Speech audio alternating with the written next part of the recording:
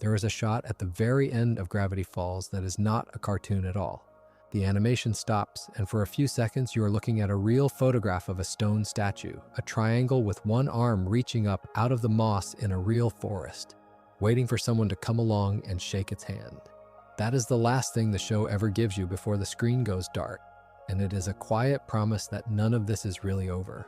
Tonight, on Pine Hat, we are walking the entire timeline of Gravity Falls, from a spacecraft buried under the hills long before there were people, to a two-dimensional creature born so far back the numbers stop meaning anything, all the way through one strange summer and out the other side into the books that came after the series went off the air. So get comfortable, turn the lights down low, we will be here a while, and if you have not subscribed yet, it genuinely helps us keep making these. Before there was a town, before there was a mystery shack, or a family, or a single one of the mysteries you came here for, there was a valley in eastern Oregon that was already wrong in a way nobody could quite explain. If you want to start the timeline at the true beginning, you do not start with people at all. You start with the ground itself. According to Ford Pines, the scientist whose journals hold most of what anyone knows about this place, the region sits inside something he called weirdness magnetism, a natural law that pulls strange things toward it, and just as importantly, keeps them from leaking out. Think of it less like a haunting and more like a kind of gravity, the way a low spot in the land collects rainwater. Gravity Falls collects the impossible. The gnomes, the ghosts, the lake monster, the shapeshifters, all of it drains down into this one small county and pools there. And the reason it never spreads to the rest of the world is that the same force holding it together also holds it in place. That containment is going to matter enormously by the end of this story, so hold on to it. But for now, just notice that the weirdness came first, before anyone was around to be frightened by it. Ford spent years trying to work out where that pull came from, and the best answer he ever found is buried under the hills. Deep beneath the cliffs of the town, there is an alien spacecraft, an enormous craft that crashed into the Earth in the distant past and was slowly covered over as the land settled around it, until it became part of the geology, part of the shape of the valley. The kids find it late in the second season, a vast metal structure hidden under the rock, still humming, with something like life, and the moment you see the scale of it, the town rearranges itself in your head. This is the thing I keep coming back to about the way Gravity Falls builds its world. It does not tell you the weird stuff is decoration. It tells you the weird stuff is load-bearing, that the very cliffs the town is named after may be nothing more than the roof of a wreck that has been sitting there for millions of years. And here is the honest part, the part the show is careful about even when the fandom is not. Ford could never confirm that the ship is the cause of the weirdness. He could only confirm that the two things sit in the same place. It might be the source. It might just be another thing that got pulled in and buried by whatever the real source is. The wiki treats the correlation as real and the causation as open. And I think that restraint is worth respecting, because it is exactly the kind of honesty the series itself keeps modeling. Something is under the hills. Something makes this valley strange. Whether those are the same something is a question the series raises and then very deliberately leaves alone. What that means for the timeline is that the earliest chapter of this whole saga has no people in it and no villain in it. Just a wound in the world, a place where reality is thinner and stranger than it should be, sitting quietly and waiting. Everything else you're going to hear tonight, the founding, the family, the demon, the apocalypse, all of it happens on top of that buried wreck in the field of strangeness it generates, whether it caused that strangeness or merely marks the spot. And I find that genuinely eerie in a way the show never oversells. Long before the first human being ever wandered into this valley and decided to call it home, the trap was already set. The ground was already listening. The town that would eventually be built here was not built on ordinary earth. It was built on top of something that fell out of the sky and never left. And the people who came to live above it would spend the next century and a half slowly, painfully learning that they were standing on a secret. That is where the clock starts, not with a birth, not with a battle, but with a valley that was strange before anyone was there to name it. The next figure to enter the timeline does not come from Oregon or from Earth, or really from anything you would recognize as a place. He comes from a flat world, and to understand him, you have to let go of the idea of up and down entirely.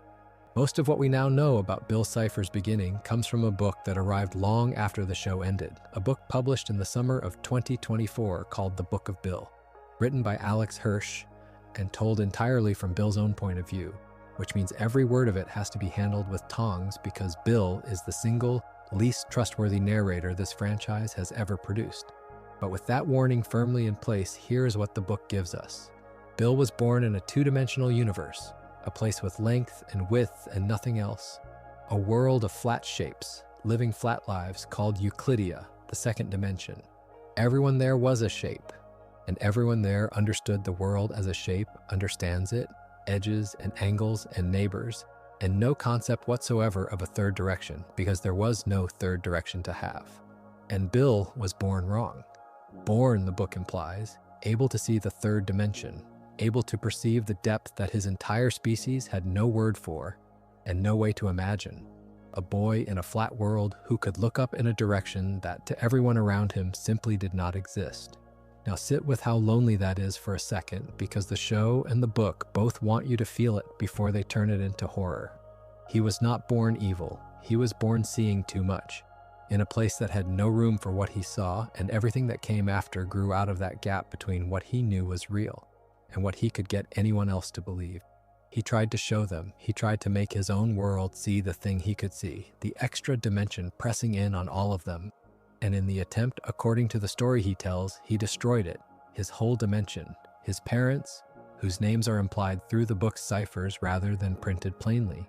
And I have to be careful there because so much of this book is puzzle rather than plain text, so I will only say the decoding points to a mother and a father and leave the exact letters to the people who like to solve these things. His family, his world, everyone he had ever known, gone in an event he frames as a kind of tragic accident born of ignorance, a boy who only wanted everyone to see and burn the house down doing it.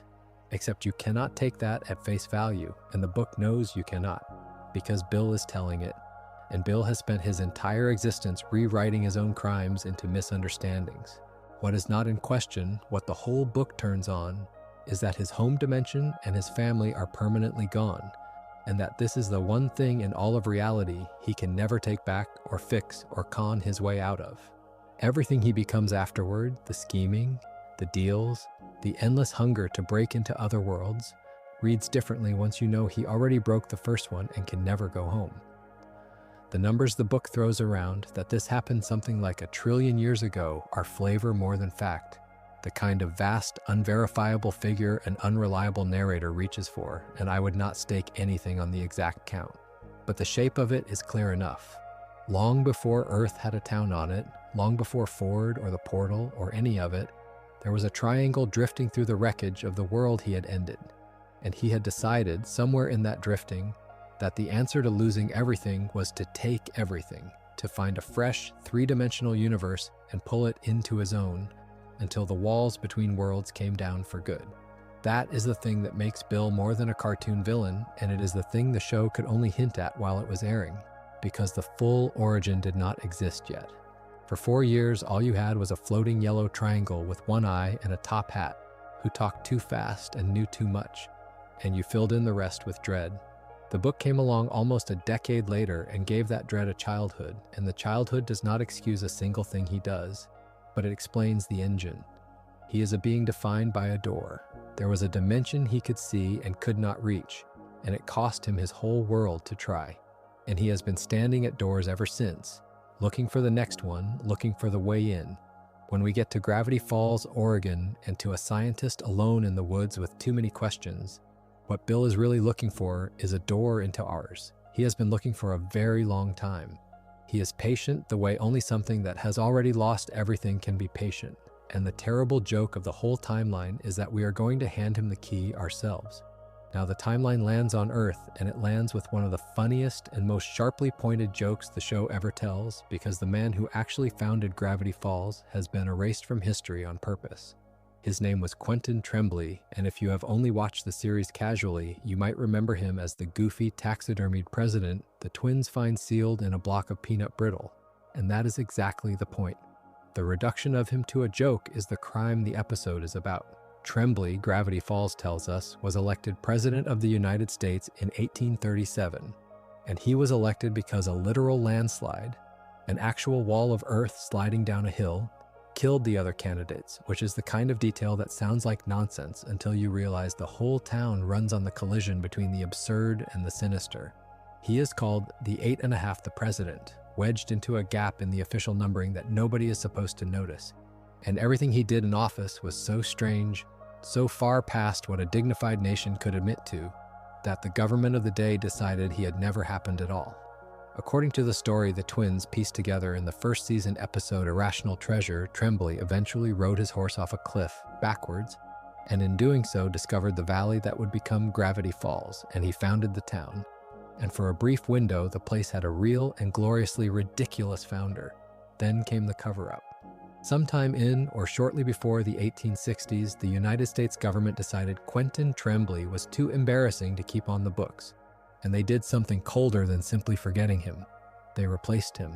They erased Tremblay from the record, installed a local man named Nathaniel Northwest as the official founder of the town, and even reached back into the presidential line to credit William Henry Harrison as the 9th president, papering over the hole where the 8.5 the I used to be.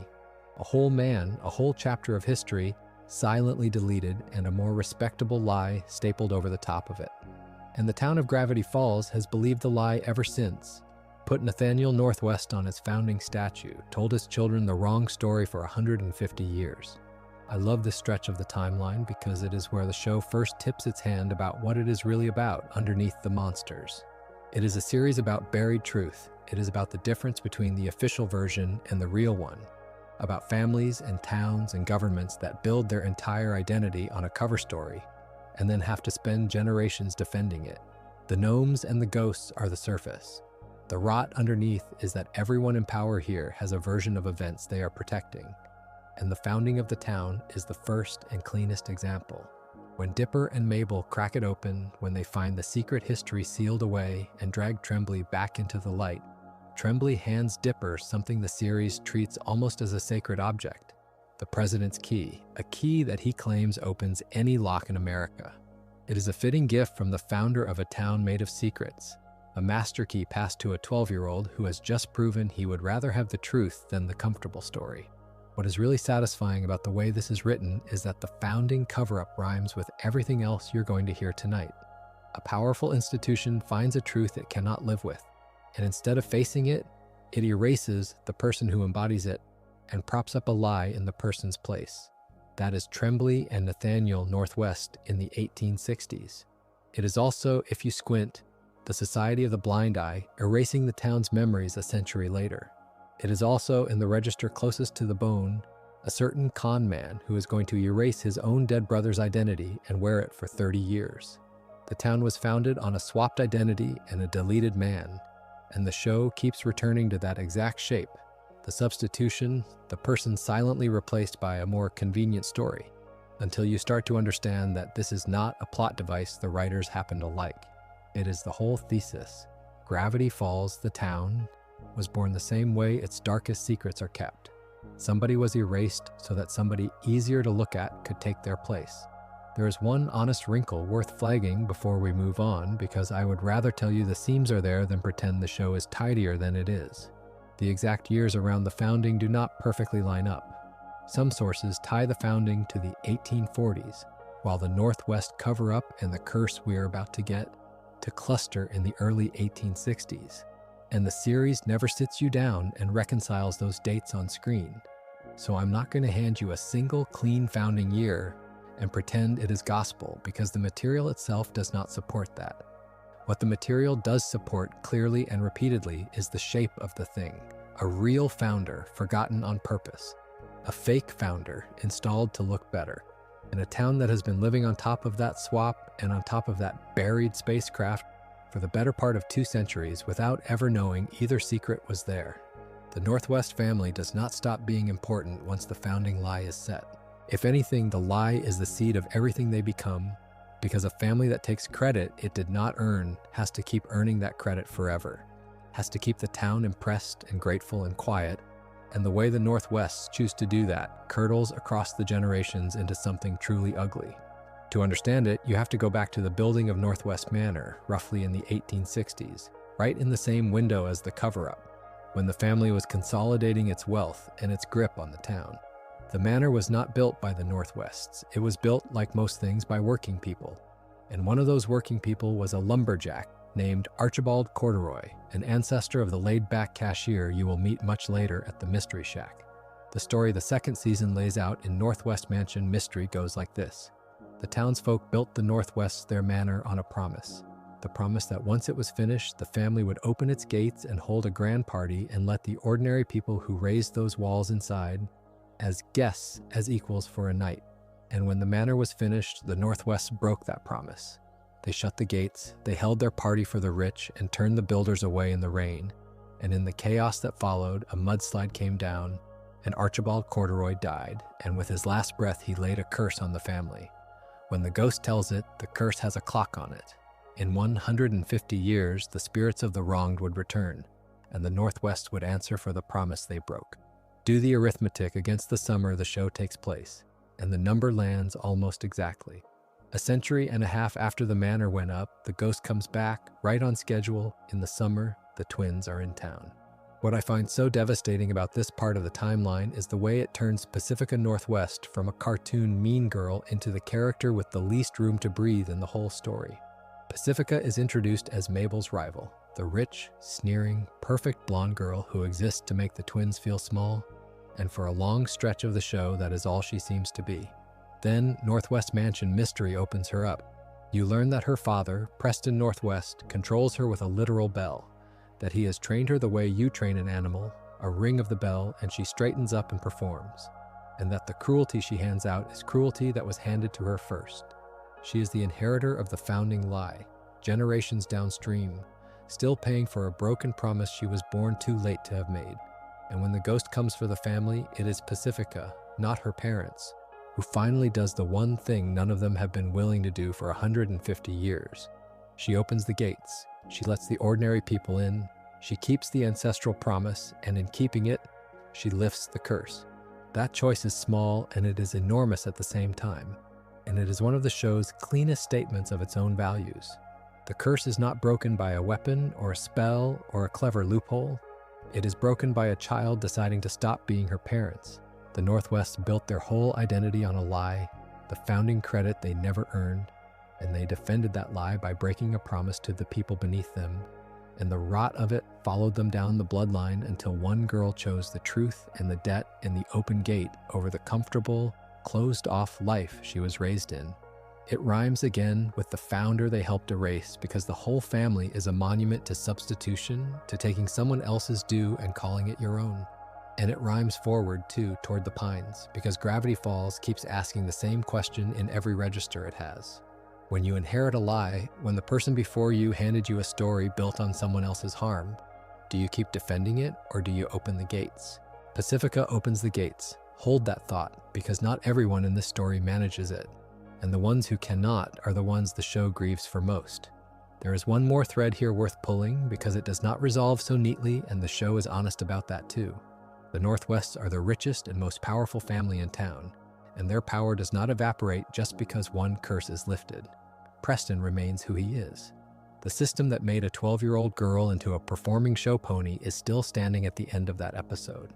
What changes is Pacifica, and the series is careful not to pretend that one brave act fixes a whole rotten structure. It just proves the structure can be refused.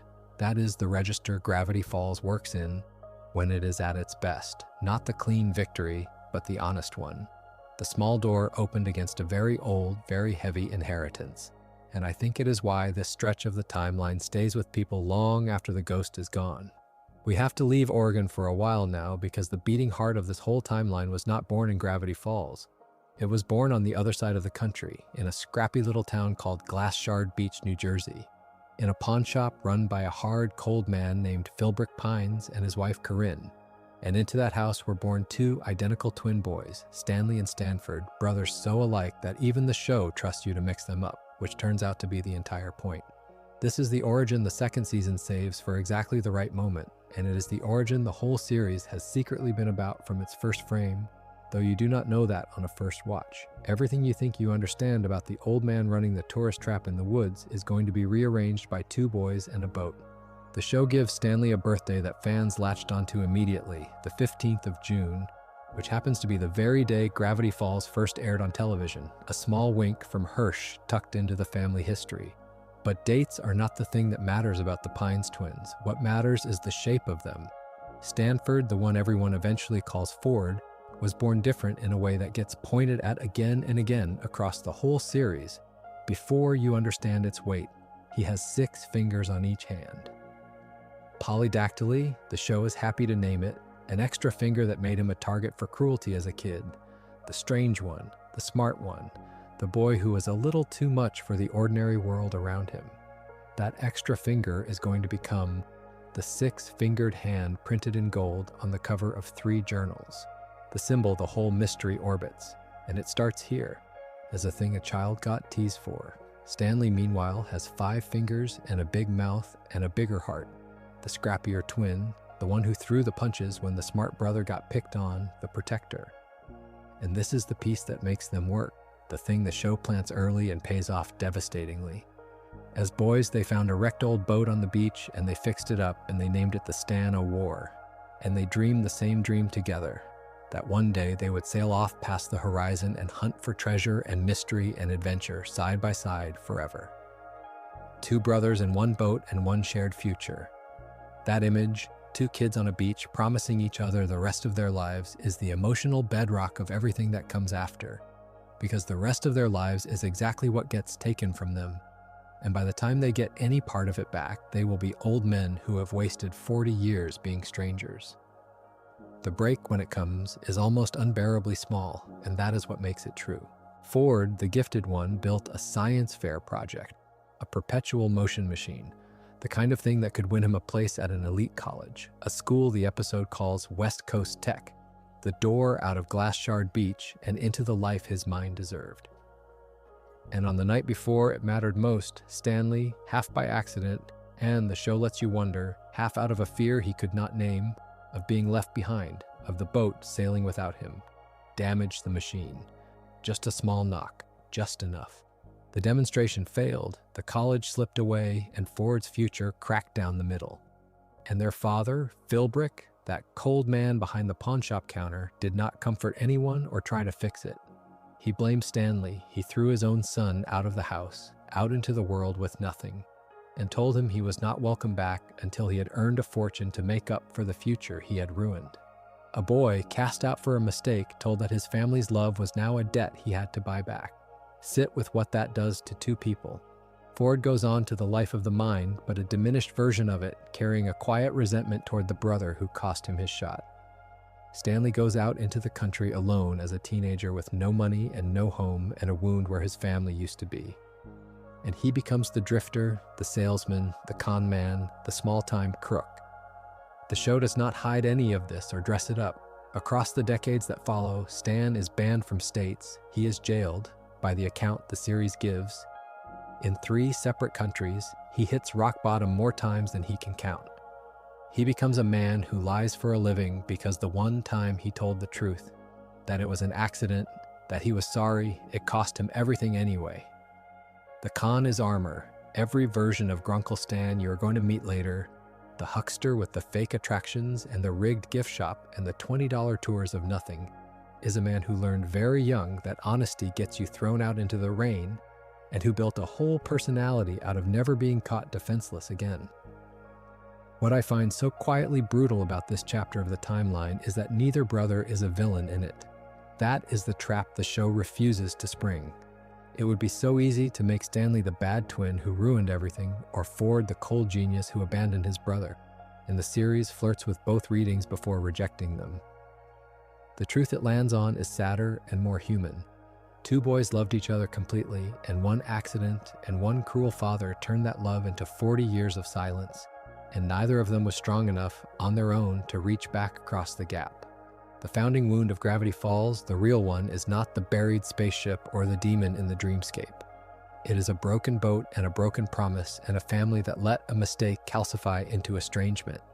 Everything supernatural that happens from here, the portal, the journals, the apocalypse, is in some sense just the enormous machine the universe builds to force these 2 brothers back into the same room. The show dresses its central relationship in every kind of cosmic horror it can find, and underneath all of it, it is asking one small, aching question. Can you forgive the person who cost you the life you were supposed to have? Can they forgive you back? Two old men are going to spend the whole series trying to answer that, and one summer with two kids in it is going to be what finally cracks them open. Ford's road out of Glass Shard Beach did not lead where he thought it would.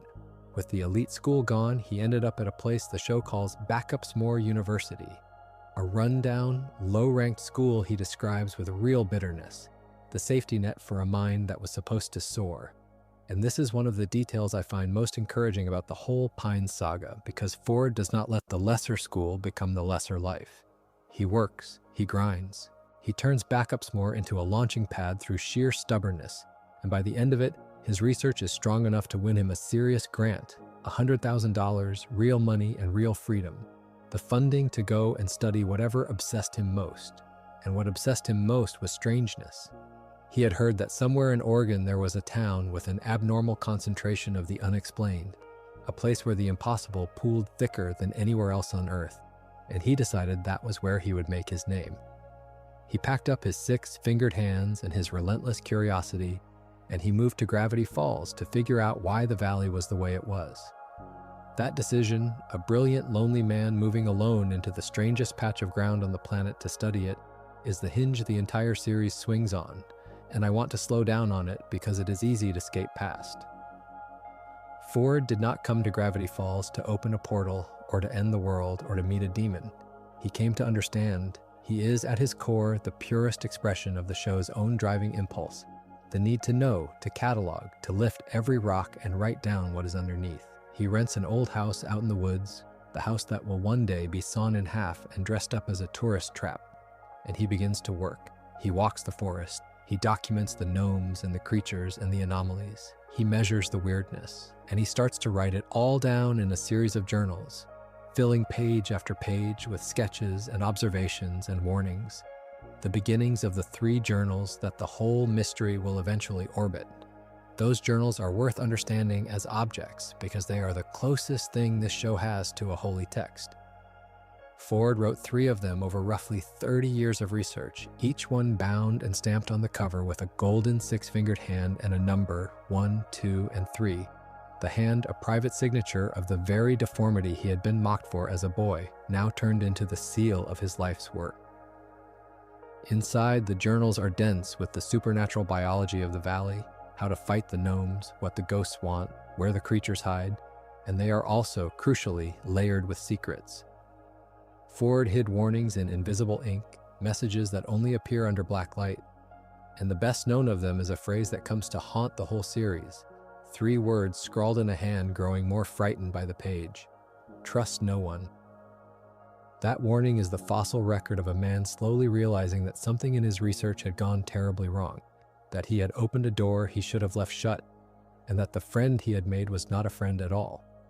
Because Ford, alone in the woods, working himself to exhaustion, chasing the deepest secret of the valley, did the one thing a lonely, brilliant person in a horror story should never do. He found something that talked back. He found something that told him he was special, that flattered his mind, that offered to help him understand everything he had ever wanted to understand. He found a muse, and the muse was the triangle we met 1 trillion years and 1 dimension ago, still standing at doors, still looking for the next way in. And he had finally found a mind lonely enough and hungry enough to open one for him. When we pick the story up again, Ford is not going to be a cautionary figure yet. He is going to be a man who thinks he has been blessed, who thinks the universe has finally sent him a collaborator worthy of his gifts. That is the cruelest part of what is coming. Bill does not break in, he is invited, he is welcomed, he is thanked. The greatest scientist in the town's history spends years believing that the most dangerous thing in the multiverse is his best and only friend. And I keep coming back to the loneliness as the mechanism, because the show is so precise about it. Ford was cast as the freak from the day he was born with the extra fingers. He lost his brother, his one true companion, to that terrible night with the machine. He clawed his way up from a school he despised and moved to the ends of the earth to be alone with his work.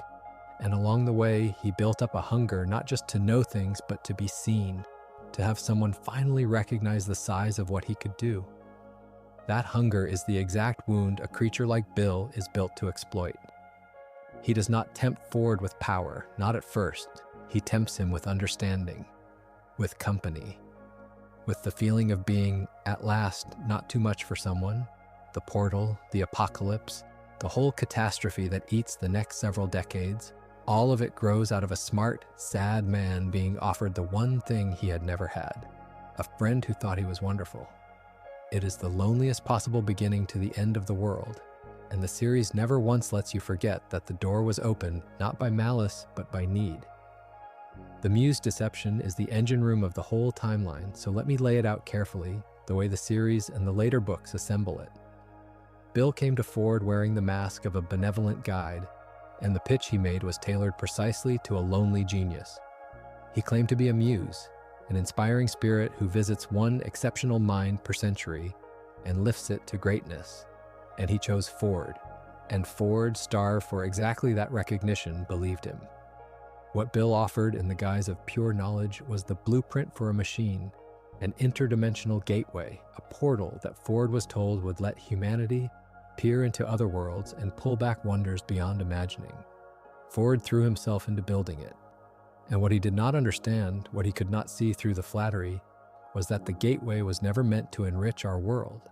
It was a door built to Bill's specifications, a way to tear a hole between the physical universe and the dream dimension Bill was trapped in, so that the thing standing at the door could finally step through it into a world of solid things. Ford did not build it alone. He brought in a friend from his college days, a nervous, brilliant mechanic and inventor named Fiddleford McGucket. And this is one of the saddest recruitments in the whole story because McGucket walks into it a happy, functional man with a family, and he does not walk out of it whole.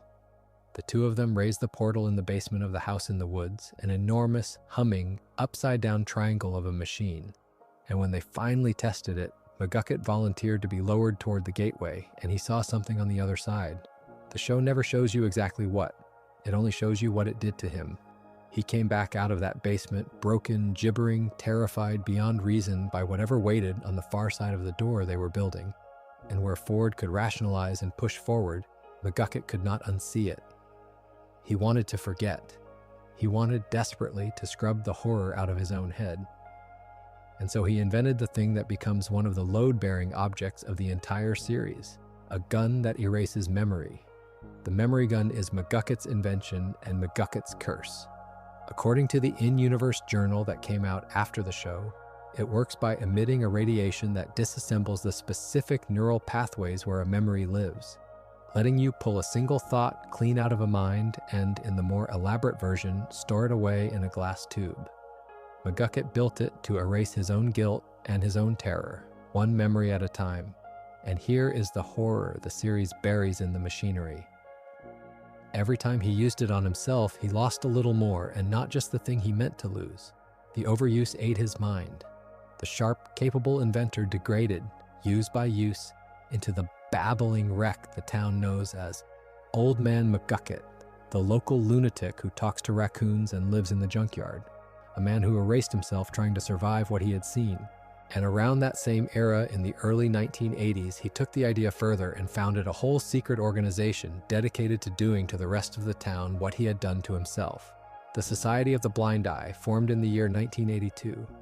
A group whose entire purpose was to find anyone who had glimpsed the true weirdness of Gravity Falls and erase the memory from their heads, storing all those stolen recollections in a hidden vault they called the Hall of the Forgotten. Now step back and look at the machine of secrets the town has become by the end of this era, because it is staggering.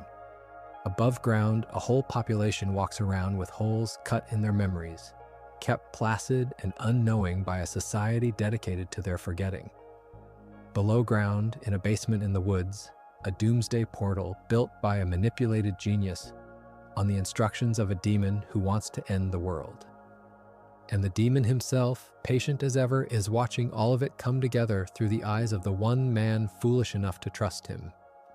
This is the darkest stretch of the pre-series timeline, and it is dark in a way that has almost nothing to do with monsters. The gnomes never hurt anyone the way this does. The real horror of Gravity Falls in these years is entirely human and self-inflicted. A town choosing not to know, a scientist choosing not to see, a broken friend choosing to carve out his own mind rather than carry the truth. Forgetting in this show is never neutral. It is always a wound, and the wound is spreading. The reason all of this matters so much for the timeline beyond its own grim power is that every single piece of it comes back. The portal in the basement is going to sit dormant for 30 years and then roar back to life at the exact worst moment. The memory gun McGucket built to save himself is going to become, at the very end of everything, the weapon that saves the world, fired in a way its inventor never imagined. The society's stolen memories are going to be the thread the kids pull to finally understand what happened here. Ford's descent from proud collaborator to frightened prisoner of his own house is the pivot the second season turns on. Nothing here is set dressing. The show spends its prehistory loading a gun in almost every scene, and the whole back half of the series is the sound of those guns going off one after another in an order that only makes sense once you know the beginning. Which is exactly why we are telling it in this order, so that when the payoffs come, you feel the weight of how long they were waiting. There came a moment when Ford finally saw it. The show and the journals both frame this as a slow dawning rather than a single lightning bolt. A scientist assembling clues about his own best friend until the picture was too horrible to deny, and the invisible ink warnings scrawled deeper and deeper in the journals are the trail of that dawning. Bill was not a muse. Bill did not want to enrich the world. The portal was a doomsday device, a gateway that would let the dream demon and everything behind him spill into physical reality. And Ford had spent years building it with his own six-fingered hands, thanking the thing that meant to end everything. When that understanding finally landed, Ford did the only thing a decent person could do. He shut it all down. He powered off the portal, he tore his research apart, and he hid the journals, scattering the second and third volumes around Gravity Falls so that no one, not even Bill working through some other pond, could ever gather the complete instructions and finish what had been started. And then, alone and terrified and running out of people he could trust, he reached for the one person left in the world who shared his blood. He called his brother. After 10 years of silence, of the estrangement that started with a broken machine on a workbench in New Jersey, Ford picked up the phone and asked Stanley to come to Gravity Falls because he needed to give one of the journals to someone he could trust to hide it far away, and for all their history, Stan was still the one person Ford believed would guard his back. Stan came, and what should have been a reunion, two brothers finally in a room again after a decade, curdled almost immediately because the wound between them had never healed, and neither of them knew how to talk without picking at it. Stan wanted his brother back. Ford wanted the journal hidden and Stan gone. The old grievance came roaring up, the disowning, the ruined future, the debt Stan had spent 10 years failing to pay. And the reunion became a fight, a real one, physical and furious. Two grown men swinging at each other in a basement in front of a machine that should have been switched off. And in the middle of that fight, the portal was not fully off. It was active enough to matter. As the brothers grappled, Stan shoved Ford harder than he meant to, or exactly as hard as he meant to. The show lets the ambiguity sit, and Ford stumbled back, and the gateway caught him. It pulled him in. Stanley watched his twin brother, the boy he had built a boat with, the genius he had gotten thrown out of the house for protecting, get swallowed by the machine and vanish into the space between dimensions. And then the portal shuddered and broke down, and the way back closed. In an instant, in the worst instant of a life already full of them, Stan had lost his brother a second time, not to an argument this time, but to the void. And he had done it with his own hands, and there was no undo, no reset, no forgiveness on the other end of a phone. Just silence and a dead machine and a house in the woods and a journal in his hands from a brother who was now somewhere no one could follow. I think this is the single most important scene in the entire timeline, more than the apocalypse, more than the demon's death, and it almost never gets talked about with the weight it deserves, because it is buried in a flashback in the middle of the second season. Everything the show is contained in that basement.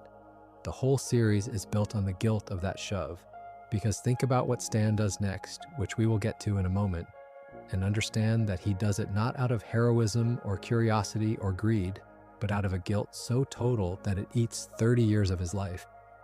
And think about where Ford goes, which is out, into the multiverse, alone, a scientist with no way home, drifting from dimension to dimension for decades. hunted and hunting, growing harder and stranger and lonelier with every world he passes through, carrying the knowledge that the last thing that happened between him and his brother was a fistfight. Two men, each convinced the other had wronged him, ripped apart mid-argument by the exact machine their loneliness built. The boat on the beach is a very long way away now. What gets me about the way the show frames this is how much it refuses to assign blame, even here. It would be so easy to call Stan the man who threw his brother into another dimension, and technically that is what happened. And Stan will carry that sentence in his own head for the rest of his life. But the series keeps widening the frame until you cannot land the blame anywhere clean. Was it Stan's shove or Phil Brick's cruelty 10 years earlier, or Ford's pride in never reaching back across those 10 years? Or Bill's manipulation that built the portal in the first place, or the loneliness that made both brothers who they were? The tragedy is distributed. It belongs to a whole family and a whole history and a scheming triangle, and no single person gets to be the villain of it. That is Gravity Falls at its most grown up. And it is why the eventual reconciliation, when it finally comes at the very end of everything, hits the way it does. These two men spent 40 years unable to forgive each other for a series of accidents and cruelties that no one of them fully caused. The portal did not just swallow Ford, it swallowed the possibility that they might have fixed things while they were still young enough to sail. What Stanley did with his guilt is the hinge that turns tragedy into the whole premise of the show. And it is, when you finally understand it, an extraordinary long con in any cartoon ever made. He could have walked away. His brother was gone, the machine was broken, no one knew what had happened in that basement. A lesser man, or an easier story, would have Stan grieve and leave. Instead, Stanley Pines made a decision that would consume the next 3 decades of his existence. He decided to bring Ford back. He would rebuild the broken portal, however long it took, however impossible it seemed, and he would open the door and pull his brother home from wherever the machine had thrown him. And to do that, he needed the house, and he needed money, and he needed, above all, time and cover, and to not be a wanted con man with a record in 3 countries and no fixed address. So he did something that tells you everything about how his mind works. He became his brother. Stan took Ford's identity. He let the world believe that the man living in the house in the woods was Stanford Pines, the local eccentric, and he faked the death of Stanley Pines, staging a car crash so that officially, on paper, the drifter with the record was dead and buried. From that point on, there was no Stanley. There was only Stanford running a strange house in the woods. And the beautiful, awful irony of it is that the whole town, and eventually his own great niece and nephew, would spend years calling him Stanford, calling him by his lost brother's name, never knowing they were speaking to the wrong twin and mourning the wrong death. He wore his brother's name like a hair shirt. Every time someone called him Stanford, it was a tiny reminder of the man he had lost and was trying to recover, a con that doubled as a 30-year-long act of penance. And then he had to make money because rebuilding an interdimensional portal in your basement is expensive and slow, and Stan had exactly the skill set to turn a weird house in a weird town into a cash machine. He took Ford's house, the site of all that terrible science, and he sawed it in half, figuratively speaking, and dressed it up as the tackiest tourist trap in the Pacific Northwest, the Mystery Shack. Fake attractions, stitched-together taxidermy monsters, and overpriced gift shop, $20 tours of complete nonsense delivered with total conviction. The whole huckster's playbook that Stan had spent his exiled decades perfecting. And here is the exquisite double life of it. Upstairs by day, a con man fleeces tourists with cardboard monsters. Downstairs by night, that same man descends into a hidden basement lab and works alone in secret on a genuine doomsday machine, trying to solve the physics that a certified genius had built and abandoned, all to rescue a brother who might already be dead. The gift shop was never the point. The gift shop was the funding. Every rubber bat and every gullible tourist was $1 more toward the impossible task of getting Ford back. He did it for 30 years. That is the number I want to leave sitting in the air because it is so easy to say and so hard to actually feel. 30 years. A man in his 40s became a man in his 70s down in that basement, running experiments he barely understood, failing and adjusting and failing again, keeping the con going upstairs to pay for the mission downstairs, telling no one, trusting no one, because the journals themselves warned him to trust no one, and because the secret was too enormous and too damning to share. He built no real friendships that weren't also a little bit a con. He let the world think he was a cranky old tourist trap operator with a mean streak.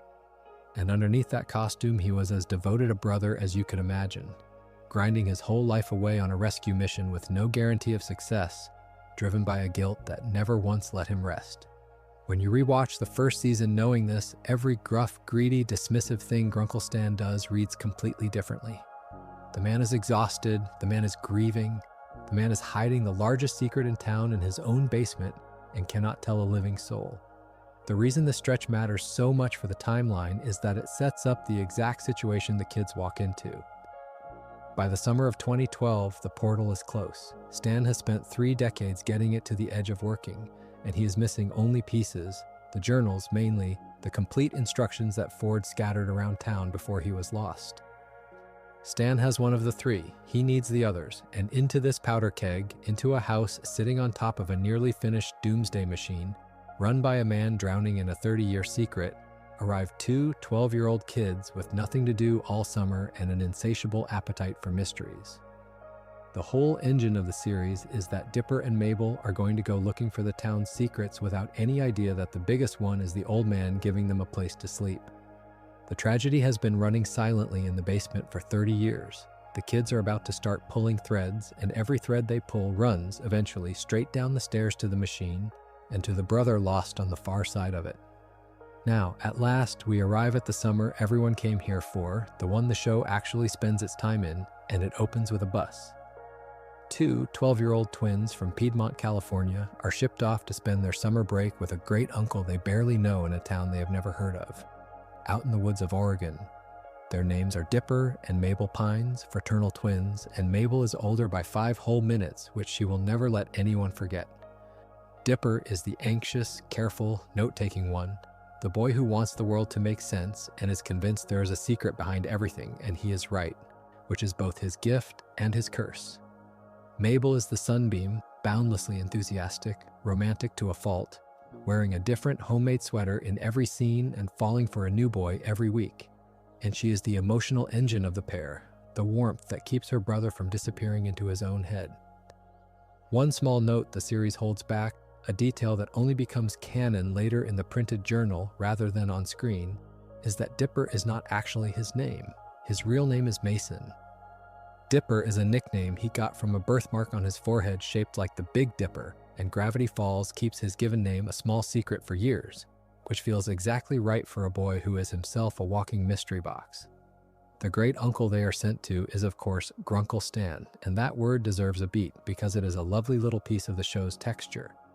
Grunkle just means great uncle, squashed together into one warm, silly syllable, and Alex Hirsch has said it comes straight out of his own family, a real bit of household slang repurposed into the affectionate name the twins use for the old man who is technically their grandfather's brother, which means, and hold on to this, that the man they are calling Grunkle Stanford is not just the wrong twin. He is a great uncle wearing his lost brother's identity, and somewhere out in the multiverse there is a second great uncle. The kids do not even know exists yet. The family tree is a con in itself, and the kids are living inside the con without the faintest idea.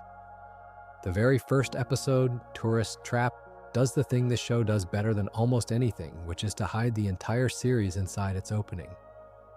Dipper, poking around the woods on some errand for Stan, finds a hollow tree, and inside a hidden compartment in that tree he finds a book.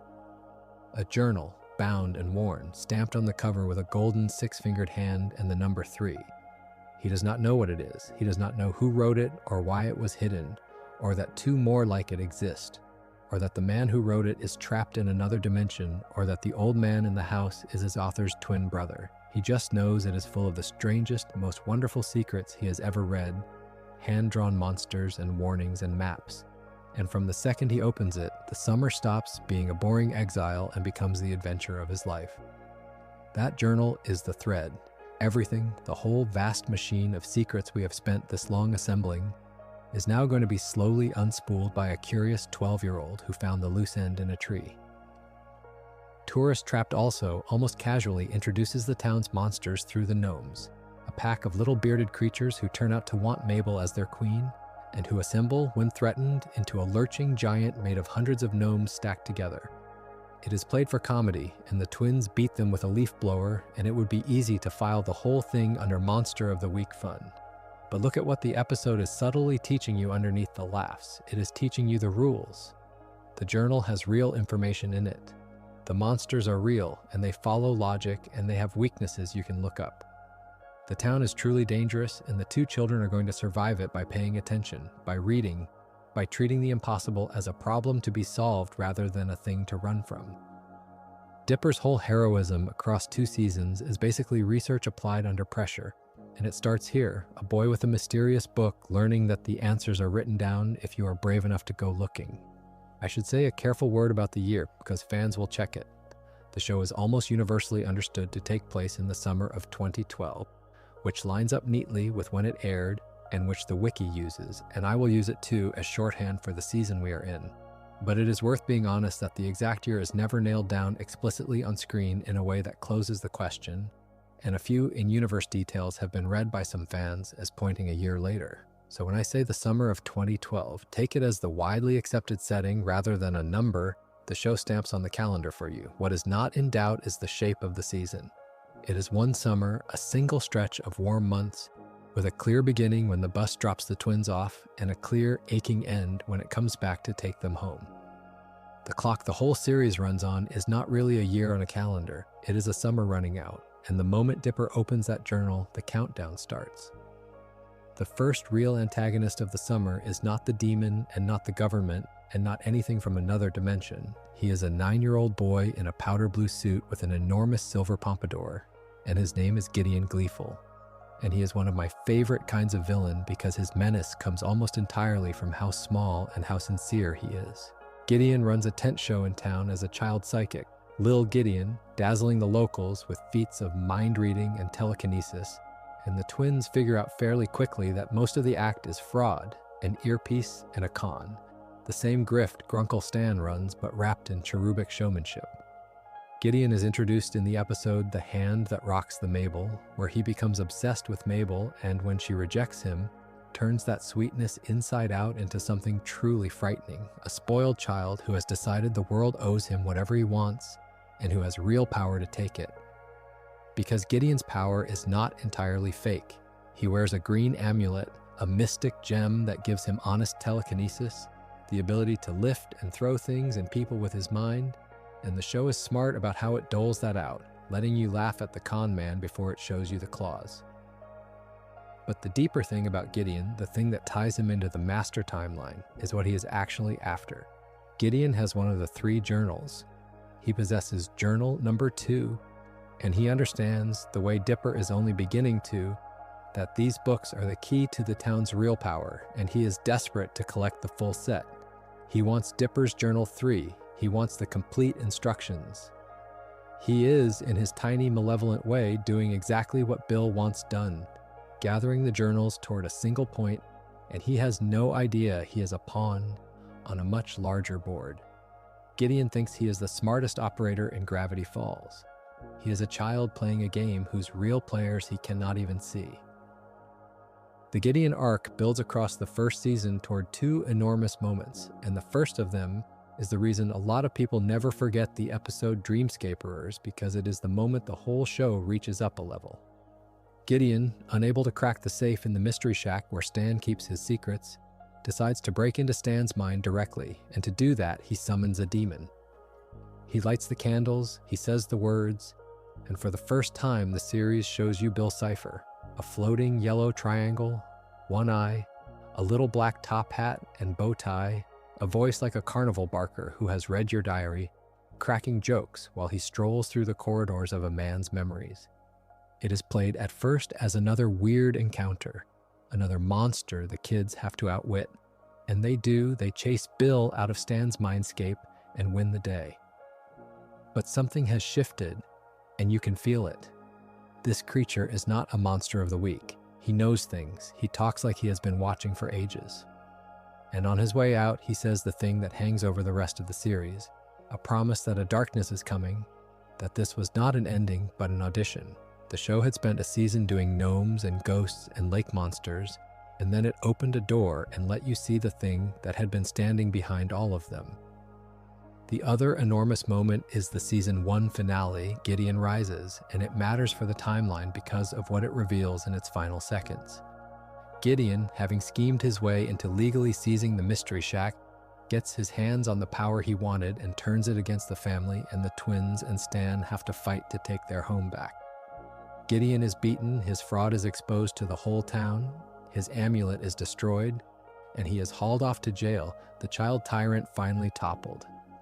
It is a satisfying, complete season ender on its own terms. And then, in the last moment, after the victory, the show pulls the rug. It reveals that Grunkle Stan has secretly had journal number 1 all along, hidden away, and that down in a concealed lab beneath the shack, this cranky old tourist trap operator is running some vast, humming, mysterious machine. The camera holds on it, the music turns, and you realize with a jolt that the whole season you thought you were watching, the story of 2 kids and their goofy con man uncle solving small-town mysteries, has a second engine running underneath it that you never suspected. Stan is not who he seems. The real mystery was never in the woods, it was in the basement of the house you have been sitting in the whole time. What I admire about this stretch of the timeline is how it teaches the audience to distrust the surface, gently before it hits them with the big betrayals. Gideon is a con man who looks like an angel. Stan is a con man who looks like a fool. The journals look like a monster manual and are actually the blueprints for an apocalypse. The show spends its whole first season slyly training you through Gideon to understand that in Gravity Falls, the person performing innocence is usually the dangerous one, and the person performing menace is often just scared, and that anyone can be running a second, hidden operation behind the face they show you. By the time the second season starts pulling the real levers, you have already learned the lesson on a small scale.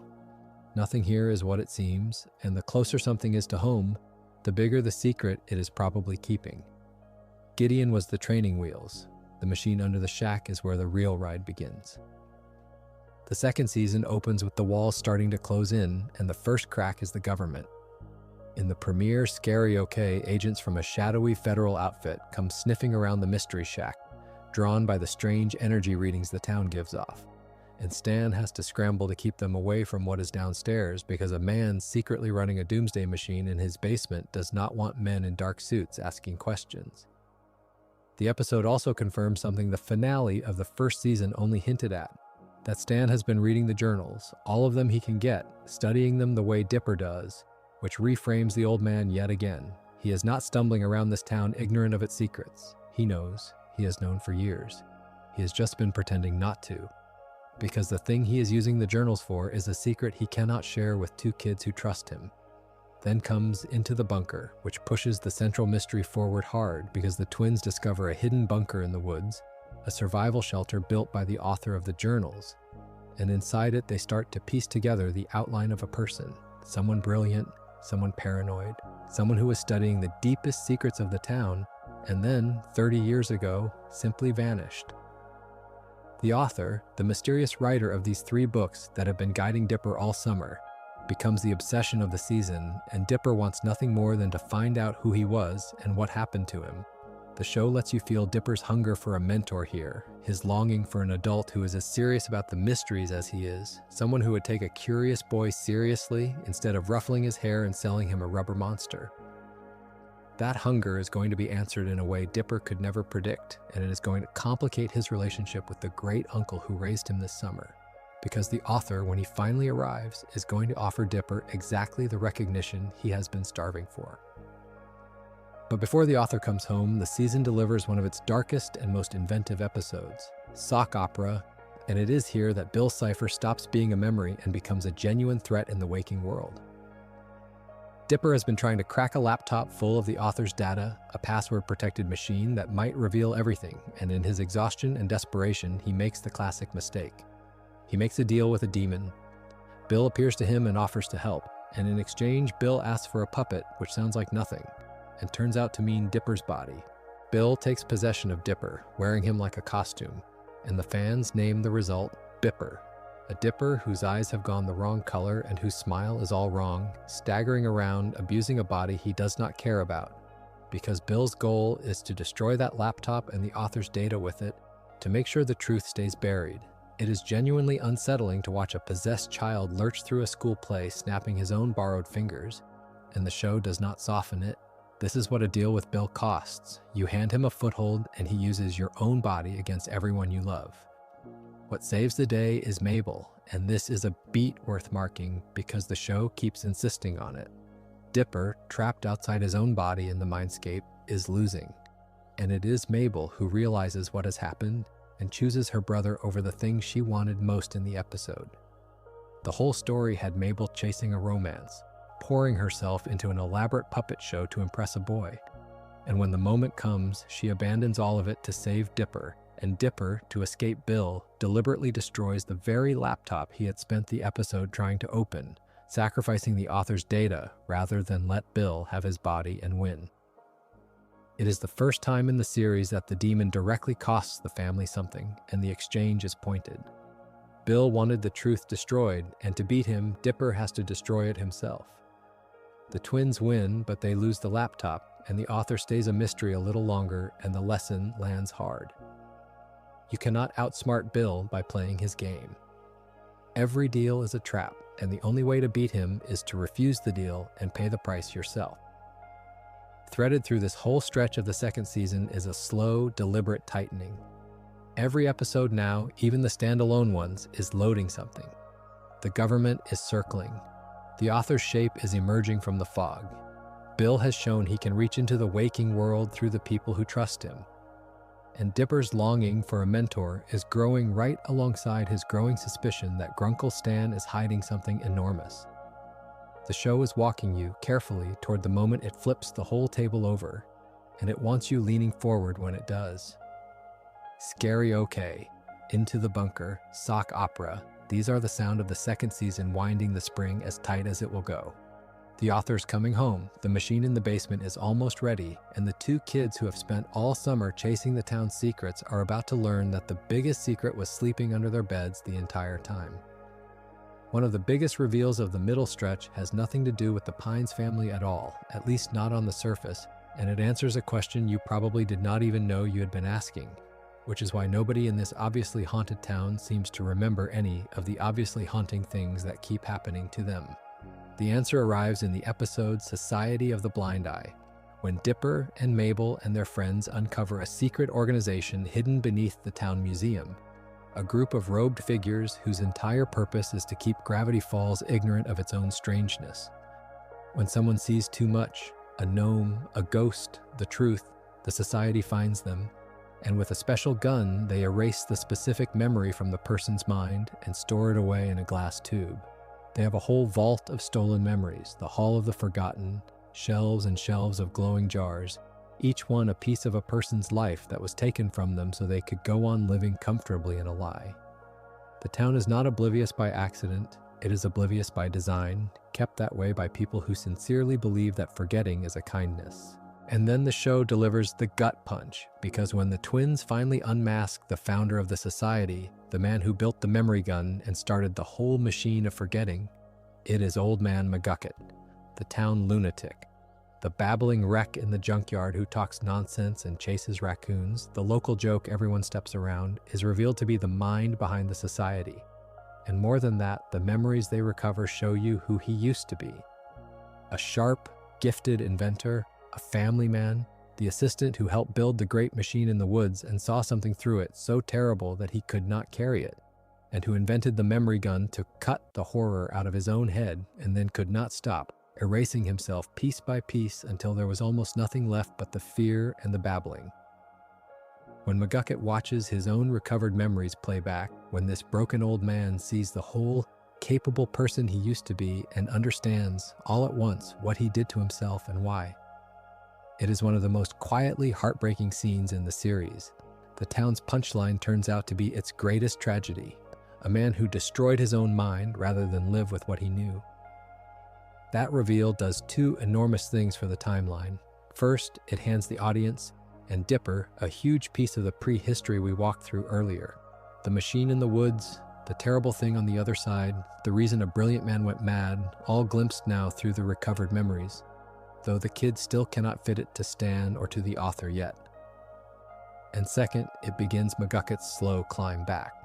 From this point in the series, having faced the truth of what he did, McGucket starts, haltingly, to recover, to reassemble the inventor he used to be, and by the very end of the show he will be lucid and capable and even wealthy again.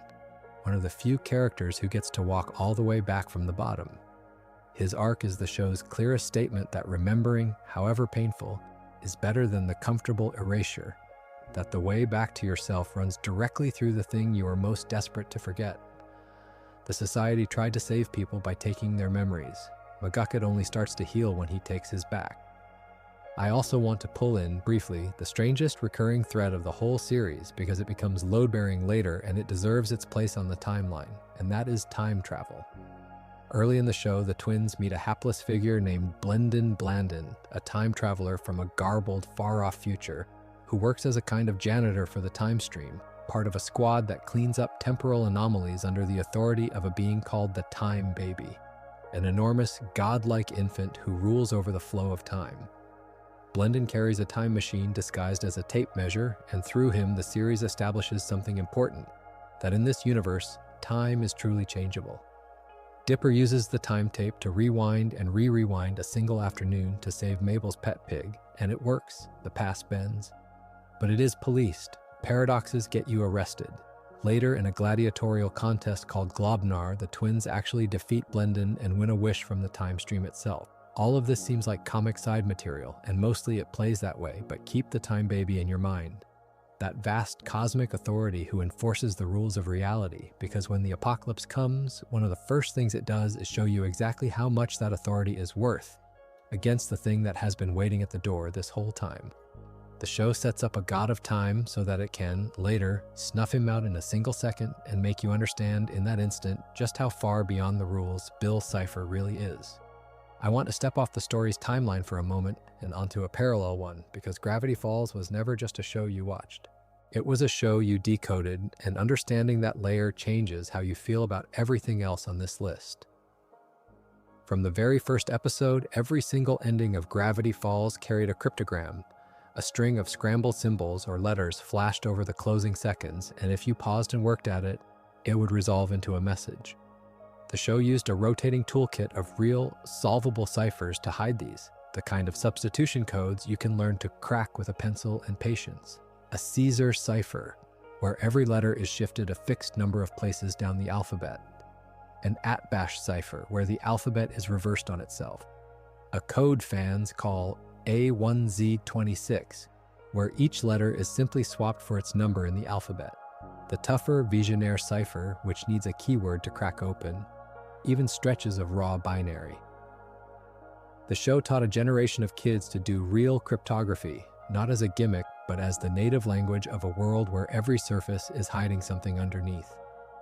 And the messages were not throwaway jokes, or not only jokes, some were gags, little winks at the audience, but others were foreshadowing, breadcrumbs planted seasons in advance, hints about the author and the portal and the coming darkness that the show was whispering to anyone patient enough to listen. The journals themselves ran on the same principle, Ford's warnings, hidden in invisible ink under black light, that famous scrawl of trust, no one growing more frantic as his research turned against him. The whole aesthetic of Gravity Falls is that meaning is layered, that the obvious reading is never the only reading, that if you look harder, there is always another message written underneath the first one. It is the exact same idea as the buried spaceship and the erased president, and the twin wearing his brother's name, expressed in code instead of plot. Everything means something. Nothing is only what it appears to be. The credit sequence was teaching you the show's entire philosophy, one scrambled message at a time. The loveliest thing about this layer is that it did not stop when the show ended.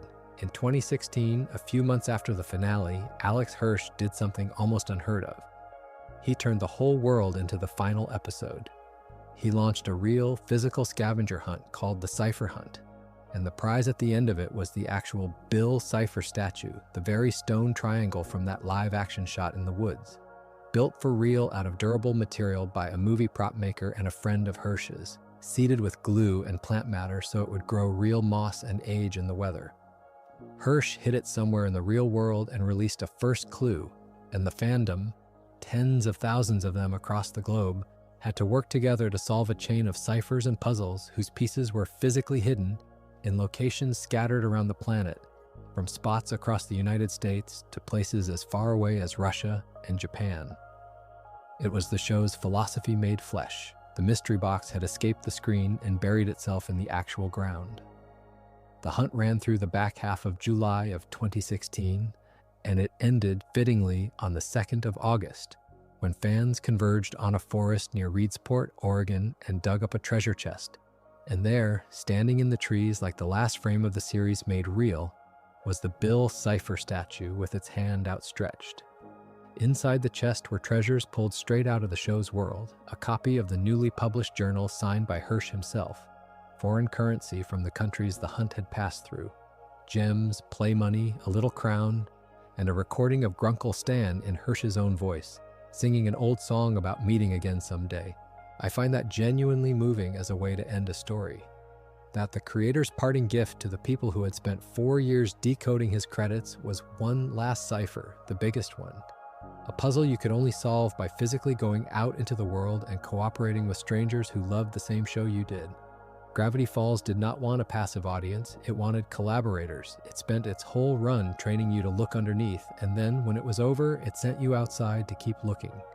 That is why I think the cryptography layer belongs on the timeline as much as any plot event, because it is not decoration, and it never was. The ciphers are the show telling you, over and over, in a language you have to work to read, that the world is deeper than its surface and that paying attention is rewarded. A tired kid pausing the credits to shift an alphabet by 3 letters is doing, in miniature, exactly what Dipper does with the journal, and exactly what the whole show asks of you, treating a strange world as a thing to be understood rather than a thing to be feared. And the statue standing in the Oregon woods, both the animated one that closes the series and the real one Hirsch buried for the fans to find, is the final punctuation on that idea. The mystery is real. It is out there. If you are willing to do the work, you can go and put your hand near it. Just, if you know Gravity Falls, do not shake it. Everything the series had been building toward for a season and a half comes due in a single episode. And it is, for my money, the finest single half-hour Gravity Falls ever made. It is called Not What He Seems, and if you have somehow never seen it, I almost do not want to describe it, because part of its power is how completely it detonates the ground under your feet. Here's the situation it opens on. The machine in the basement, the one Stan has been feeding tourist money for 30 years, is finally ready. A countdown has begun. And the government agents, closing in at last, arrest Stan and drag the twins in for questioning, and in the interrogation they show Dipper and Mabel evidence that shatters the man they thought they knew. Their Grunkle Stan is not Stanford Pines. Stanford Pines is dead, killed in a car crash decades ago. The man raising them this summer has been living under a false name, has a criminal record a mile long, has been lying about who he even is since before they were born. The kids escape and race back to the shack and get down into the basement they never knew existed, and they find the enormous portal roaring to life, reality tearing open, and Stan standing there refusing to shut it down. And this is the moment the show stakes its entire emotional credibility on, because it puts Dipper and Mabel in an impossible position and refuses to make it easy. Stan is begging them to trust him, to let the machine finish its countdown, and every single piece of evidence says they should not. He has lied about his name. He has lied about his past. He is running a doomsday device that is tearing a hole in the sky. The whole season has been training the twins and the audience to distrust exactly this. The man performing innocence, the secret in the basement, and now here it is at full volume. Dipper, terrified, lunges to shut the portal down, to stop whatever apocalypse Stan is unleashing. And Mabel, at the last possible second, with the machine screaming and the light blinding and everything on the line, looks at her great-uncle's desperate, pleading face and makes a choice. She stops her brother. She chooses to trust Stan with no evidence against all of it, on nothing but the look in his eyes and everything her heart knows about the man who has loved them all summer. And the portal completes. What walks out of it is the answer to the season-long mystery of the author. A man steps out of the light, older, weathered, wearing a long coat, and he has Stan's exact face because he is Stan's identical twin, and he has 6 fingers on each hand. It is Ford, Stanford Pines, the real one, the author of the journals. The scientist lost through the portal 30 years ago, pulled home at last by a brother who never stopped trying. The reveal is a triple detonation. The author is real, and he is here, and he is Grunkle Stan's twin, and Grunkle Stan is not the author, but the brother who spent his whole life bringing the author back. Every mystery the show had been dangling, who wrote the journals, who is Grunkle Stan really, what is the machine for, resolves in a single instant.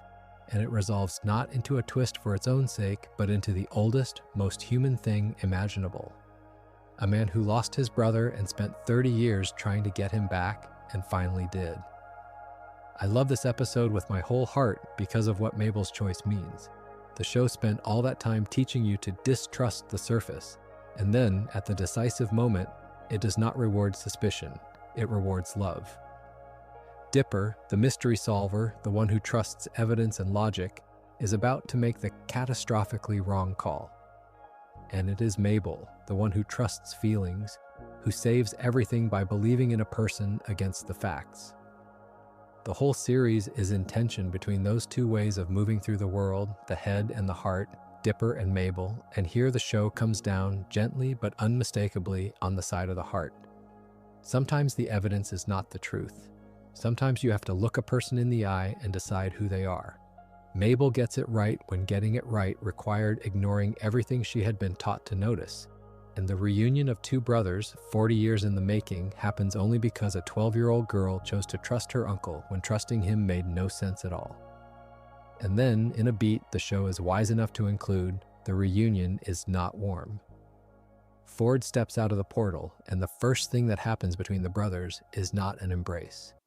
There is a wariness, a hardness, decades of resentment and abandonment standing in the room with them, because Ford has spent 30 years alone in the horrors of the multiverse, and Stan is the man who threw him there, and no amount of rescue erases that history in a moment. The show earns its reunion by refusing to rush it. These two are going to spend the rest of the series circling each other, the old wound still open, the boat on the beach still a lifetime away, and the fact that they are finally in the same room again does not mean they are brothers again, not yet. That takes an apocalypse. But the door is open now, in every sense. Ford is home. The author has a face and a voice and a brother, and the true story of Gravity Falls, the one that was hiding under the monsters the whole time, can finally be told. The episode that follows, A Tale of Two Stans, is the show sitting the twins and the audience down and finally telling the whole history we have already walked tonight. The boys in New Jersey, the science fair machine, the disowning, the wandering years, the portal, the shove, the 30-year rescue. I will not retell all of it again because we have already lived through it in order. But I want to mark what it does for the story to have the kids hear it at last, in Stan and Ford's own words, because it transforms the summer retroactively. Every gruff thing Grunkle Stan ever did, every con and every lie, snaps into a new shape once Dipper and Mabel understand that the man was carrying a lost brother and a doomsday machine, and a stolen name the entire time. The show also uses this episode to properly introduce Ford as a present tense character. And this is where a lot of viewers realize the second season has subtly recruited an actor of real weight because Ford is voiced by J.K. Simmons, and Simmons gives him this gravel and precision that makes him feel like he really walked out of 30 years of interdimensional war, which of course he did.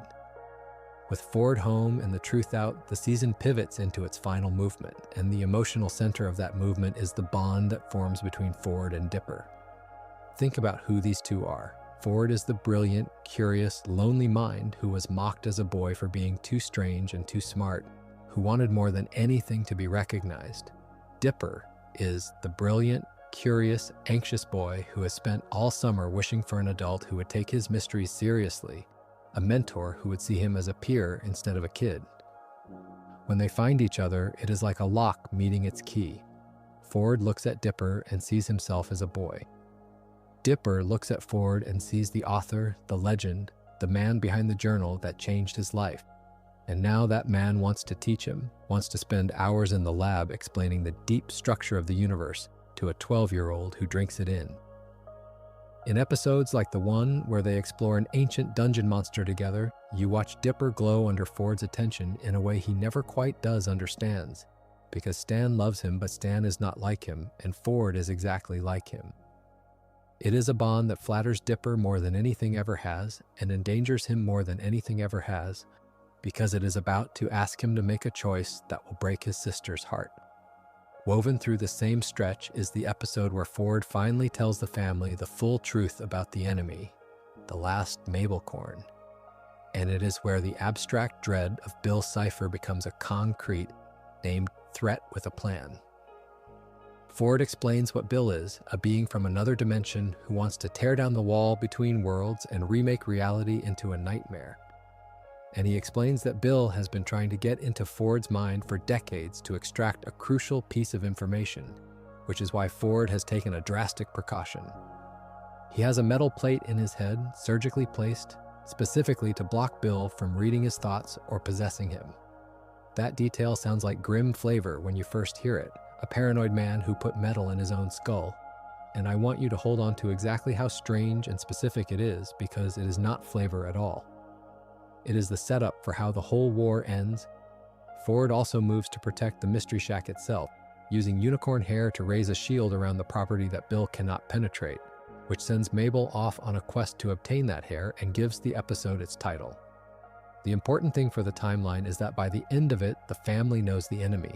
They know Bill is real, they know he wants in, and they know that the only thing standing between him and the world is a barrier, and a secret locked inside Ford's shielded head.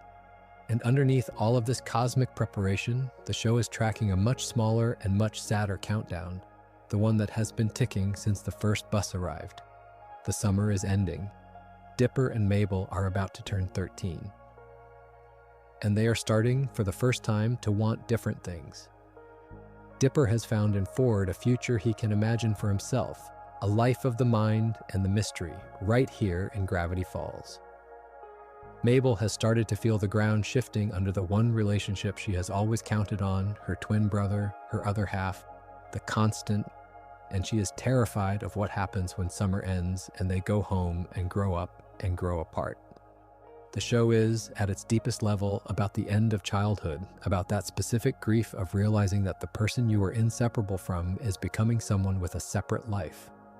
Bill is the monster, but the real thing the twins are fighting, the thing Mabel especially cannot bear, is time itself.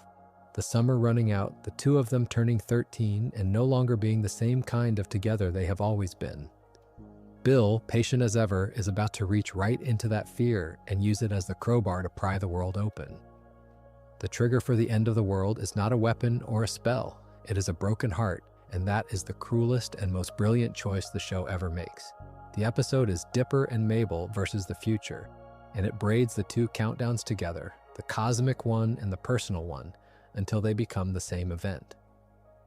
On the cosmic side, Ford has managed to contain the single most dangerous object in existence, the interdimensional rift, a crack in the barrier between our world and Bill's, sealed for now inside a small container that looks almost like a snow globe. As long as that rift stays contained, Bill stays locked out, unable to force his way into physical reality. And Ford, recognizing in Dipper a mind worthy of carrying his work forward, offers the boy something enormous.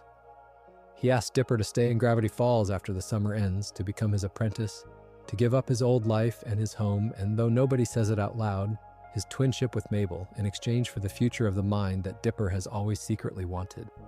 On the personal side, Mabel overhears enough to understand that her brother is being offered a reason to never come home, and the fear she has been carrying all season, that growing up means growing apart, that 13 means the end of the two of them comes crashing down on her all at once. She spirals. She just wants the summer to never end, wants to freeze time at the last moment before everything changes. And in that raw, desperate state, wandering and grieving, she runs into someone who offers her exactly that. It looks like Blendon Blandon, the time traveler, telling her he can give her an endless summer, a world where nothing ever has to change and she never has to grow up or lose her brother. But it is not Blendon, it is Bill, wearing Blendon's body, and the container with the rift in it is in Mabel's backpack. And the demon who has waited 1 trillion years at 1 trillion doors has finally found the one person distraught enough to open this one for him. He talks her into handing it over, and then he shatters it. I need to be precise here because this is one of the details fans most often get wrong, and it matters. Weirdmageddon is not triggered by Bill possessing Dipper. It is triggered through Mabel, through her grief, through a manipulation aimed at the softest, most loving heart in the whole show. Bill did not break in by force. He found the crack in a little girl who was afraid of losing her brother, and he pried the world open through it. And the reason that lands so hard is that Mabel is not punished by the narrative for it, not really, because the show understands that her fear was legitimate, and her heart was in the right place, and she was a child being worked over by an ancient predator. But the cost is total. The moment the rift shatters, the sky tears open. A great triangular hole opens above Gravity Falls, and pouring down out of it comes the thing that has been standing at the door since before the town, before the people, before the earth. Cipher enters the physical world at last in a body of solid golden light, and the long, patient waiting is over. There is a version of this story where the apocalypse is triggered by a villain's clever scheme or a hero's tragic mistake, and Gravity Falls could have written it that way easily. Instead, it chose to make its apocalypse grow directly out of its tenderest theme, the terror of a child watching her family change. That is why the Weirdmageddon arc hits so much harder than most cartoon apocalypses. It is not really about a demon winning. It is about what fear does to love, about how the desperate wish to keep everything the way it is can be turned into the very thing that destroys it. Mabel wanted to stop time. Bill was happy to help because stopping time, freezing the world into a single unchanging moment, is a pretty good description of what he wanted to do to reality anyway. The endless summer and the apocalypse turn out to be the same wish seen from two different angles, and the demon knew that, and he used a grieving little girl's love as the key. The door is open now, the waiting is done, and everything the family has, the barrier, the shielded head, the 10 symbols of an old prophecy, is about to be tested against a god who has finally, after everything, gotten his hands on the real world. What Weirdmageddon looks like once it starts is one of the boldest things a kid's show has ever put on screen because for a long, disorienting stretch, the bad guy simply wins. The sky over Gravity Falls cracks into a spinning tear, gravity itself goes strange, and Bill Cipher descends in triumph, no longer a small triangle in a dream, but a towering figure of light remaking the world to his liking. He summons his friends, a gallery of nightmares from the other side, other interdimensional horrors he has apparently known for eons, and they spread out over the town like a plague. He raises a lair, a vast floating pyramid he builds into the sky, a fortress of fear that the show, never able to resist a good pun, essentially frames as fear plus pyramid. From that throne, he begins to reshape reality, and the ordinary people of Gravity Falls, the townsfolk who spent the whole series being kept comfortably ignorant by the Society of the Blind Eye, now get the full, unfiltered horror all at once, with no memory gun to spare them. The cruelty of the takeover is specific and it is memorable. Bill sends out flying eye creatures that turn people to stone with a look, freezing the citizens of the town into petrified statues of pure terror. And then, in the detail that tells you exactly what kind of monster he is, he uses those petrified human beings as furniture. He builds himself a throne out of them, a chair of frozen, screaming people, and he lounges on it while he runs his apocalypse, treating the population of an entire town as raw material for interior decorating. This is a children's cartoon, and it is showing you a god who has turned living people into a throne of agony and finds the whole thing funny. The show had spent 2 seasons earning your affection for these background characters, the townsfolk, the shopkeepers, the sheriff, the little community of Gravity Falls, and now it freezes them into a monument to Bill's contempt, and it works because you know them, because you have watched them, because they are not extras to you anymore. And then comes the moment that told the entire audience the gloves were off, the moment I still think about, when the Time Baby arrives. Remember the Time Baby, the vast, godlike infant who rules over the flow of time itself, the cosmic authority whose squad of time cops enforces the rules of all reality. When Weirdmageddon erupts, this being, this literal god of time, shows up with his forces to arrest Bill and shut the whole thing down. And for one hopeful second, it looks like the cavalry has come, like there is an authority in the universe big enough to handle this. And Bill vaporizes him, instantly. One blast, and the god of time is gone, scattered into nothing before he can even finish his threat, his entire cosmic police force wiped out in the same second. A credit cipher would later joke that his molecules would take something like 1,000 years to reform, so gone rather than provably destroyed forever. But the point on screen is unmistakable, and it is chilling. The highest lawful authority the series had ever established, the being who polices time, is not even a speed bump for Bill. There is no higher power coming to save Gravity Falls. Whatever's going to stop this thing is going to have to come from inside that town, from an old con man and a broken scientist and a handful of kids. The takeover also scatters the family and defeats its strongest member because Ford, the one person who truly understands Bill and knows the secret of how to fight him, is captured almost immediately and turned to stone, frozen into a gold statue and mounted like a trophy. And Mabel, the girl whose grief opened the door, is sealed away by Bill inside a prison disguised as a paradise, a giant pink bubble that manifests her every wish, an endless summer where nothing changes and everyone loves her, and the terrible growing up she was so afraid of never has to come. It is the exact thing she wanted, handed to her as a cage. Meanwhile, a dome of energy locks down over the whole town, and here the old rule we started the night with comes roaring back into relevance. The barrier, the weirdness, magnetism that concentrates strangeness in Gravity Falls and keeps it from leaking out, is now the only thing keeping Bill's apocalypse local, penning the demon and his monsters inside the town limits, unable to spread to the rest of the world. Bill has conquered Gravity Falls completely, and he cannot leave it. And the reason he cannot leave it is the whole reason he needed a certain equation locked inside a certain shielded head. The end of the world has a fence around it.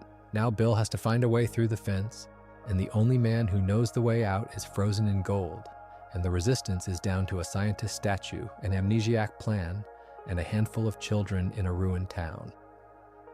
The middle chapter of the apocalypse, Escape from Reality, is the quietest and in some ways the saddest, because it takes the fight inside Mabel's head. While the outside world burns, Mabel is trapped in the bubble Bill built for her, a manufactured paradise the fans came to call Mabeland, a candy-colored dream world where it is always the perfect summer day, where a version of everyone she loves adores her without complication, where she is safe and celebrated, and crucially, where she never has to face the one thing she cannot bear: change. Dipper and a couple of allies go in after her, and what they find is not a monster to fight, but a temptation to resist. Because the bubble is not just holding Mabel prisoner, it is offering her exactly what she wanted. And part of her wants to stay. The confrontation between Dipper and Mabel inside that bubble is the emotional hinge of the whole apocalypse. Brother and sister finally saying the thing out loud, that they are scared of growing apart, that the future is coming whether they like it or not, and that running from it into a perfect frozen summer is not living. It is just a nicer kind of being turned to stone. Mabel chooses to leave. That is the victory of the episode, and notice that it is the mirror image of the choice that started the catastrophe. She opened the door to Bill by wishing for an endless summer, and she begins to close it by giving that wish up, by walking out of the paradise and back into the frightening, changing, real world where her brother needs her. It is the show insisting, one more time, that the endless summer was always the trap. That the willingness to grow up and lose things and change is not a defeat, but the whole point of being alive. Bill offered her a world where nothing ever ends, and she learns, the hard way, that a world where nothing ever ends is just death with better lighting. The twins come out of that bubble more honest with each other than they have ever been, and the reconciliation between them, head and heart, Dipper and Mabel, is what makes the final stand possible. Because now the resistance regroups, and this is where an old piece of the show's mythology finally moves to the center of the board. Across the series, in the journals, and in the imagery, there has been a recurring symbol, a wheel, a circle of 10 symbols surrounding Bill's triangle. Ford eventually explains what it is. It is an ancient prophecy, the Cipher Wheel, sometimes called the Zodiac, and it describes the one way to defeat Bill Cipher. 10 specific people, each represented by one of the 10 symbols, must join hands in a circle, and if they do, together they can generate a power strong enough to destroy him. The symbols are things like a pine tree, a shooting star, a pair of glasses, a llama, a stitched heart, a question mark, a bag of ice, a 6-fingered hand. Some of these the show tells you outright who they belong to. The pine tree on Dipper's hat, the shooting star on Mabel's sweater, the question mark that is Sue's. the six-fingered hand that is Ford. Others, the series leaves you and the fandom to map yourselves onto the townsfolk and the friends, and I will not pretend the full assignment is nailed down on screen for every symbol, because it is not. Some of it is fan and creator consensus rather than hard canon. But the shape of the prophecy is clear. 10 hands, 1 circle, and Bill can be undone. So the family gathers the 10, the kids, and the friends, and the townspeople who have escaped the stone, and even old enemies pulled in for the cause.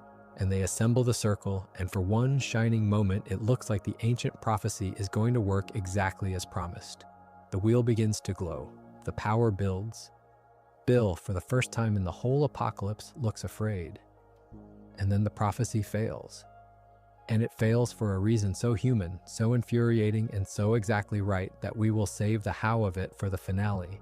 But I want to leave it hanging here on purpose, because the show does too. It spends the entire arc building the prophecy up as the answer, the magic solution, the thing the whole mythology has been pointing at, and then it snatches it away at the last second, and in doing so, it tells you something about how it thinks the world actually works. The clean, prophesied, magical solution does not save you.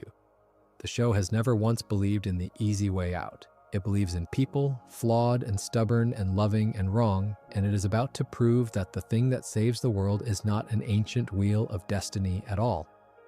It is a con man deciding finally to stop conning and to give the one thing he has left. So here's how the prophecy actually fails, and here's how the world is actually saved, and the two things could not be more different in spirit.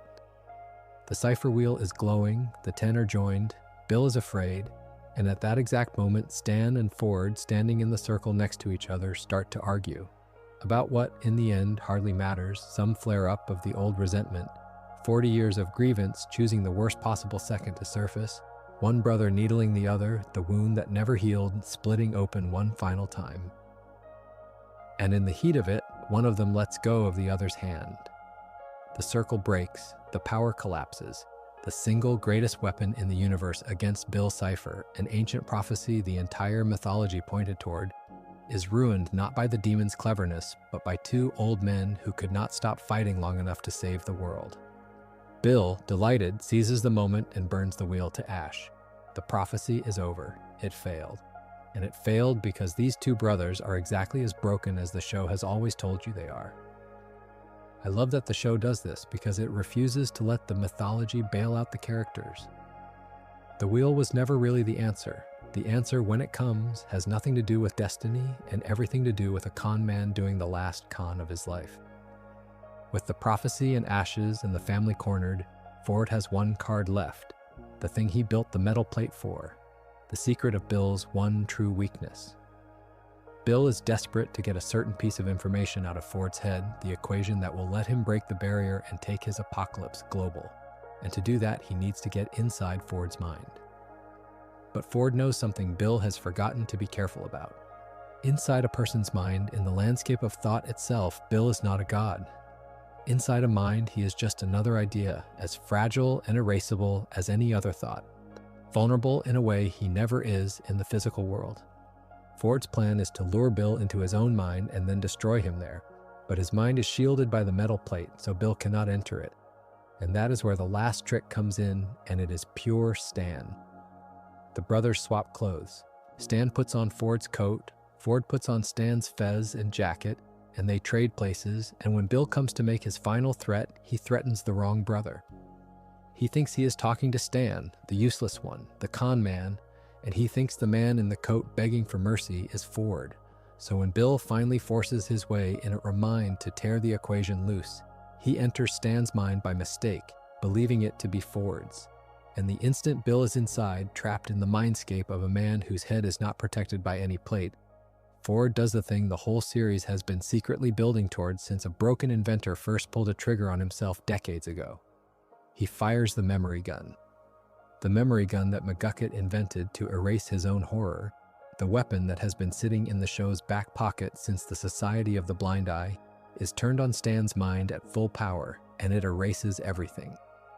It wipes Stan's mind clean, every memory, every year, the whole life of the man gone, and because Bill is inside that mind when it happens, Bill is erased along with it.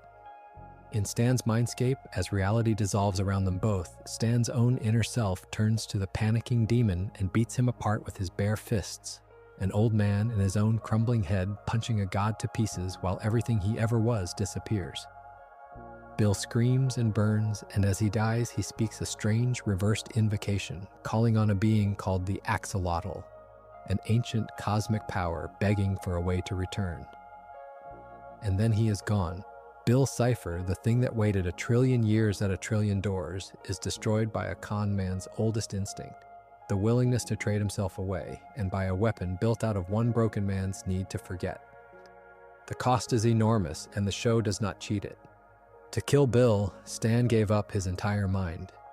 When the dust settles, Bill is dead, and the apocalypse is ending. The great throne of frozen people collapses when the load-bearing townsperson at its base is freed. The petrified citizens turn back to flesh, the sky knits itself shut, and reality rights itself, the town restored, the horror rolled back. But Stan is sitting there, alive and unharmed and completely empty. A blank old man who does not know his own name, who does not recognize the kids he raised all summer, who does not remember his brother or the boat or the 30-year rescue or a single day of the life he sacrificed to save them all. He saved the world and paid for it with himself. He does not even know that he did it. The man who spent his whole life being nobody, wearing his dead brother's name, running cons because the truth got him thrown away, ends the war by erasing the one thing he had left, his own memories without hesitation, for a family that had only recently learned who he really was.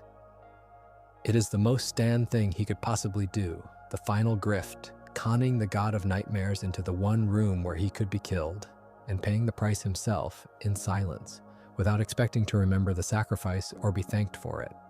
I want to be careful not to leave you there, though, because the show does not, and this is important for the timeline and for anyone worried about how dark this all sounds. Stan does not stay erased. His memory comes back. It comes back because of Mabel and because of a scrapbook. The ordinary, glitter-covered scrapbook she kept all summer, full of photographs and captions and the small, dumb, wonderful record of everything the family did together. The kids sit with the blank old man and show him the pictures page by page, and slowly, gently, the life reassembles itself in him.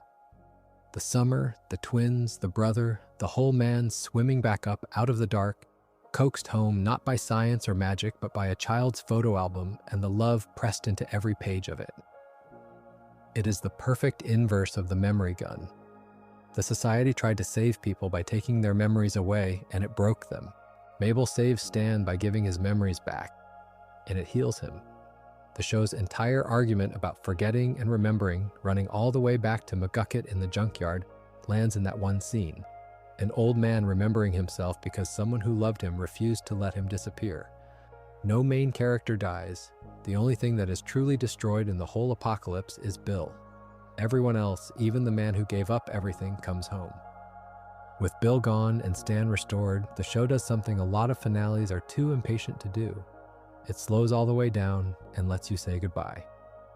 The last stretch of the final episode is not action at all. It is a long, warm, aching farewell, and it is built around a birthday and a bus. Dipper and Mabel turned 13, the birthday the whole summer had been counting down to, the one Mabel was so afraid of, and the town throws them a party, and the thing she dreaded, the growing up, turns out to be survivable after all, because she faced the worst version of it inside that bubble and chose the real world anyway. The twins are 13 now. They are not the same children who got off the bus. And the summer, the one epic summer this whole story was always about, is over. The reconciliation that the entire series was secretly about finally arrives, and it arrives between the two brothers. Stan and Ford, having very nearly lost each other and the world in the same moment, having watched one of them erase himself to save everyone, come out the other side changed. The wound that split the Cipher wheel, the 40-year grievance, finally closes. Not with a grand speech, but with the two of them simply choosing each other, choosing to be brothers again instead of strangers who share a face. And the show gives them back the thing that was taken from them on a beach in New Jersey when they were boys. The boat, the Stan O'War, the wrecked little vessel they fixed up as children and dreamed of sailing off in together, is restored. and the two old men in their 70s now, having wasted the whole middle of their lives being apart, sail out of Gravity Falls together at last to hunt anomalies and see the world side by side, the way they promised each other they would when they were 10 years old. It took an apocalypse to give them back their childhood dream, and the series lets that be both triumphant and unbearably sad because they finally got there, but they got there old, with all those decades gone. The boat sails anyway. It is never too late, Gravity Falls insists, even when it is very, very late. The Mystery Shack does not close, it changes hands, and this is a deeply satisfying, quiet ending in the whole show. Stan, sailing off with his brother, passes the shack onto Seuss, the amiable, childlike handyman who has been there the whole time, the man whose loyalty and sweetness never once wavered across 2 seasons of chaos. Seuss becomes the new Mr. Mystery, the new owner, taking over the tourist trap and the family it comes with. And it is perfect, because Seuss always loved the shack the way you love a home, and Stan always loved Seuss like a son, and handing him the keys is Stan saying so without having to say it. Around the same reckoning, the show pays off McGucket's long climb back from the bottom, the broken inventor who erased his own mind now fully recovered, lucid and brilliant again. And by the various accounts of the ending, he ends up wealthy, his genius restored, one of the town's success stories rather than its punchline. The clearest proof the series offers that the road back from even the deepest self-erasure exists if someone will walk it with you, and then the bus comes back. The same bus that dropped 2 12-year-olds off at the start of the summer returns to take 2 13-year-olds home to Piedmont, California, and the whole town turns out to see them off. The friends, the family, the strange little community that these kids stitched themselves into over 3 months. Dipper, who had been offered the apprenticeship, the chance to stay in Gravity Falls forever and become Ford's protege, chose his sister and his home and his ordinary life over it, chose to grow up alongside Mabel rather than freeze himself into a future apart from her, and the two of them get on the bus together with Waddles the pig, and they leave. The show holds on the town shrinking in the back window, the summer ending for real.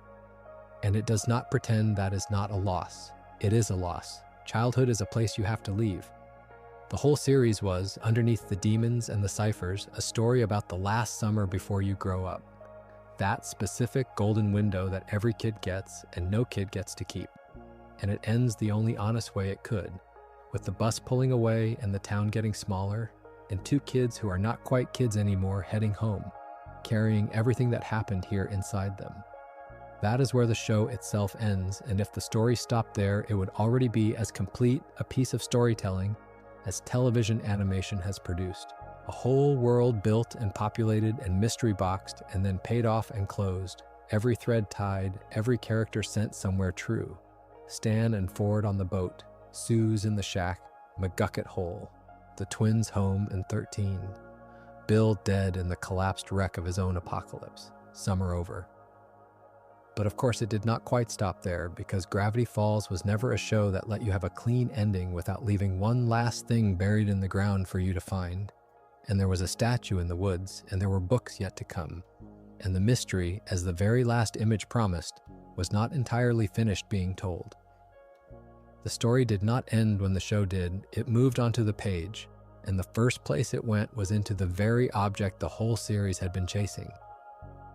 A few months after the series signed off in 2016, Alex Hirsch and the show's supervising producer, Rob Renzetti, published Gravity Falls Journal 3, a physical, hold-it-in-your-hands reproduction of the actual journal Dipper found in the tree in the first episode. Not a book about the journal itself, the third of Ford's 3, complete with the aged pages and the hand-drawn creatures and the coded warnings, and layered underneath, invisible ink messages you could reveal with a little blacklight pen that came with the special edition. For fans who had spent 4 years watching Dipper pore over this book, actually owning it was a small miracle, and it did real work for the canon, filling in gaps the series never had time for, deepening the creatures and the history and Ford's own voice as a writer, because much of it is written as Ford, in Ford's paranoid, brilliant, increasingly frightened hand. Journal 3 is also where one of the show's most quietly guarded secrets was finally confirmed in print rather than on screen, and it is a lovely example of how this franchise likes to hide things. Dipper's real name. All through the series, he is only ever Dipper, the nickname from the birthmark. And the show teases more than once that Dipper is not what it says on his birth certificate, but it never tells you the real one out loud. The journal does. Written in the margins in the small print is the confirmation that Dipper's given name is Mason. It is the kind of reveal that could only land the way it does after years of withholding. A tiny, intimate piece of a character handed to the fans who cared enough to go looking in a book, exactly the same reward structure as the ciphers in the credits. The sense that the deepest truths are never announced, they are tucked away for the patient. I still find it a perfect encapsulation of the series that even the hero's own name was a mystery box, and that the key was sold in a bookstore rather than shown on television. 2 years later, in 2018, came Gravity Falls Lost Legends, and this one is a different kind of object, a graphic novel, a collection of 4 brand new comic stories set in the show's own world, drawn and told in full color. Where Journal 3 deepened the history, Lost Legends extended the life of the characters past the finale, giving the fans a little more time with the family they had said goodbye to. New adventures in and around Gravity Falls that let the world keep breathing. It is lighter than the great cosmic arc of the series, more a set of short stories than a new mythology. And that is exactly what it was meant to be, a warm visit rather than a grand return. Together, these 2 books, the journal in 2016 and the graphic novel in 2018, established the pattern that the Gravity Falls story would continue to live in print, that the finale had closed the show but not the world, and that Hirsch was willing every few years to reach back into that world and hand the fans something new.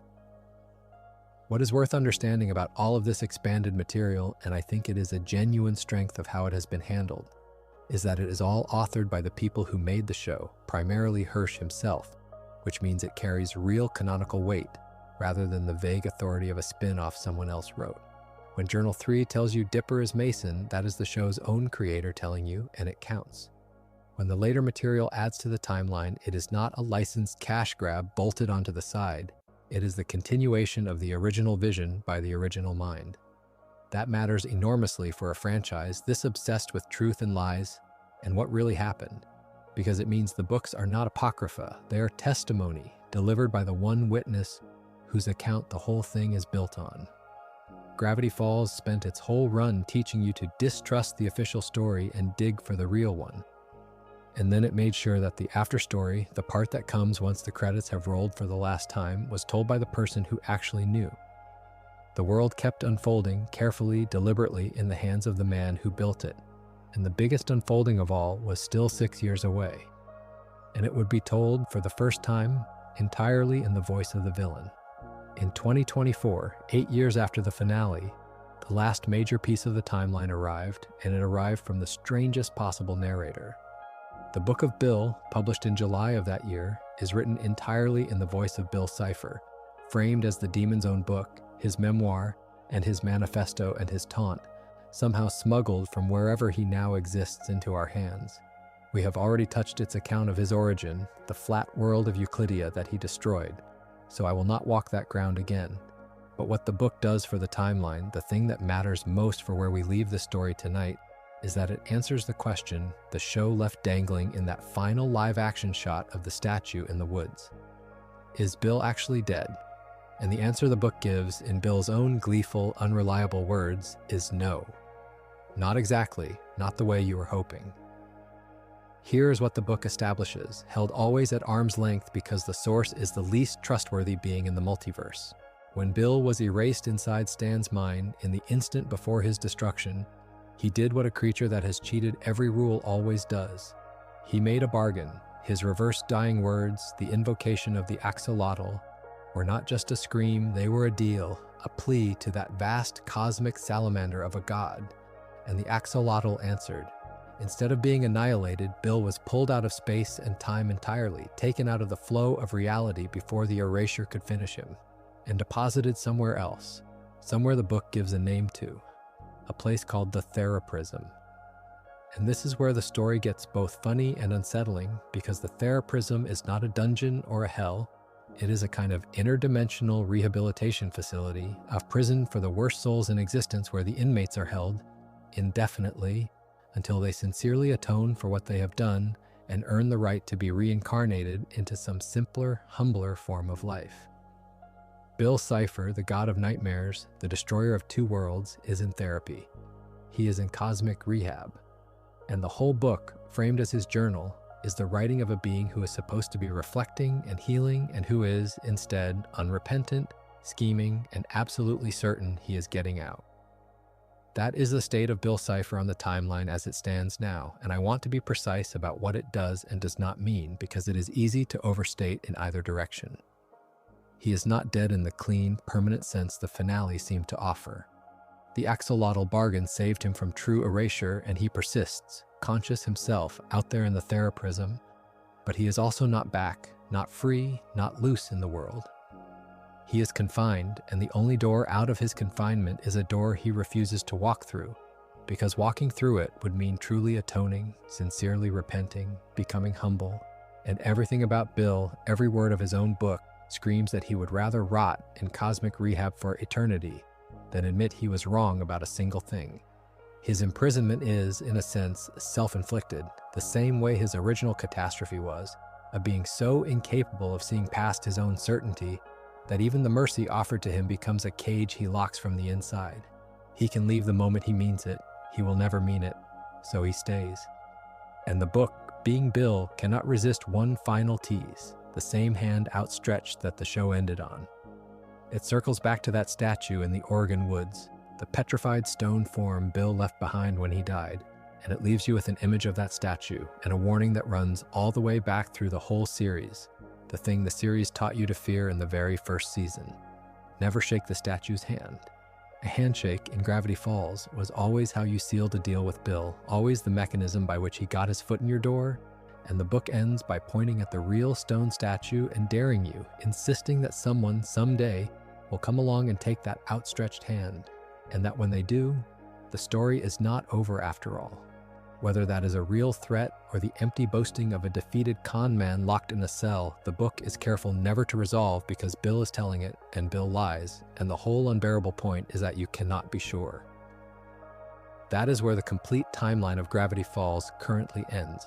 Not with a death and not with a return, but with a triangle in therapy who refuses to change, and a stone hand in the woods, still reaching, still waiting for someone foolish or curious enough to close the deal. There is a second timeline running alongside the one we have been walking, the real one, the story of how this show actually got made and where it sits in the history of television. And it is worth telling because it explains why Gravity Falls feels the way it feels. The whole thing came out of one person, Alex Hirsch, and out of his own childhood, which is the detail that makes the show's warmth ring so true. Hirsch built the series on his own life. Mabel is based on his real twin sister, Ariel Hirsch, right down to the loud homemade sweaters and the new crush every week, which means the beating heart of the show, the bond between twins that everything else orbits, was drawn from an actual sibling relationship rather than invented in a writer's room. The setting came from summers he and his sister spent as kids at their great-aunt's cabin, and Grunkle Stan was inspired by his own grandfather, a teller of tall tales. When you feel that the series knows something true about being a kid in the summer, about family and boredom and wonder and the specific ache of a childhood you can feel ending, it is because it does. Hirsch was not building a franchise. He was drawing a map of his own remembered summers and hiding a demon in it. Hirsch did more than create it, he lived inside it as a performer because he voices a startling number of its most important characters himself. Grunkle Stan is Hirsch, Sauce is Hirsch. And Bill Cipher, the villain of the entire saga, that Carnival Barker voice narrating a trillion-year-old apocalypse, is also Hirsch. So the man is quite literally both the con man hero and the demon antagonist of his own story, playing the family's grumpy protector and the thing that wants to end the world, sometimes in the same scene, which is a strange and wonderful thing to turn over once you know it. Around him he gathered a remarkable cast. Jason Ritter voices Dipper, giving the boy that constant, earnest, cracking urgency. Kristen Schaal is Mabel, and it is hard to imagine that character in any other voice, all boundless music and speed. Linda Cardellini plays Wendy, the older girl Dipper pines after. And when the second season needed to introduce Ford, the lost genius twin, the show landed J.K. Simmons, whose weathered authority made Ford feel like a man who really had spent 30 years at war across the multiverse. Behind the microphones was a deep bench of talent. Creative director Mike Rianda, supervising producer and journal co-author Rob Renzetti, a writer's room including names like Matt Chapman and Cheyenne Takeuchi and Jeff Rowe and Josh Weinstein, and a theme composed by Brad Breek that a whole generation can hum on command, all of it produced under Disney Television Animation. The real-world dates lay out cleanly, and they are the backbone of this production timeline. The show first reached the public in June of 2012 with a sneak preview airing on the 15th and the official series premiere on the 29th. Both dates you will see cited because they mean slightly different things, one a preview and one the true launch. It ran its first season on Disney Channel across 12 and into 13, then moved to Disney XD for its second season, which began airing in 2014. In total, there are 2 seasons and 40 episodes, 20 apiece, plus a separate handful of shorts that are not counted among the 40, little side pieces like the guides and the fix-it segments. That is the whole broadcast run. 2 seasons, 40 episodes, not a frame more, and that scarcity is not an accident or a tragedy, it is a choice, which is the single most important fact in the entire production history and the one most often gotten wrong, because Gravity Falls was not canceled. Let me say that as plainly as I can, because the assumption that Disney pulled the plug on a beloved show is one of the stubbornest myths around it, and it is simply false. In November of 2015, before the finale reached the air, Alex Hirsch announced publicly that the second season would be the last, and he made clear that this was his decision, one he had made a very long time ago, and that he was ending the show on his own terms. He had always conceived of Gravity Falls as the story of one epic summer, a finite tale with a real mystery, a real climax, and a real ending. The kind of story that would be cheapened by being stretched into a 4th and 5th and 6th season of diminishing returns. He wanted the summer to end because summers end, because the whole emotional engine of the series depended on childhood being a thing you leave. Disney, to its credit, supported that finite structure rather than forcing the machine to keep grinding, and so Gravity Falls got to do the rarest thing in television, to end exactly when and how its creator intended, complete, deliberate, whole. The finale, Weirdmageddon 3, Take Back the Falls, aired as an hour-long special on the 15th of February 2016, and it was not a show being put down, it was a show taking a bow. And the world noticed. Critically, the series was adored, both seasons sitting at the very top of the review aggregators, the kind of universal acclaim that animation aimed at kids almost never receives. It won awards including Emmy recognition in the animation categories, a confirmed win for storyboard work on one of its most important episodes, along with Annie Awards and honors from across the industry that treated it not as a children's cartoon, but as a serious piece of craft. The finale drew a record-breaking audience for its network, and across its final year, it was the #1 series on Disney XD. But the numbers and the trophies are almost beside the point. What Gravity Falls actually achieved was more durable than ratings. It convinced an entire generation, and a lot of the adults watching alongside them, that a show for children could be truly frightening and honestly sad and structurally ambitious and mathematically dense with hidden meaning, and could still, underneath all of it, be about nothing more complicated than loving your family and growing up. It raised the ceiling for what animation was allowed to be, and a great deal of the ambitious, serialized, emotionally serious cartoon storytelling that came after it is walking through a door that Gravity Falls helped push open, which brings the production timeline right up to the present and to the question that never quite goes away no matter how firmly the finale closed the door. Will there ever be more? Will there be a 3rd season, a revival, a return to Gravity Falls proper rather than the pages of a book? And the honest answer, the one I have to give you rather than the one either the hopeful or the cynical would prefer, is that nothing has been confirmed, and the show as a broadcast series remains complete and finished. Hirsch ended it on purpose, and he has been consistent about that for years, protective of the ending he built, wary of the way beloved things get exhumed and diminished when a studio smells money and nostalgia. The expanded universe kept the world alive, the journal, the graphic novel, the villain's memoir. But those are extensions of a finished story, not a reopening of it. There has been just enough smoke to keep the fandom watching.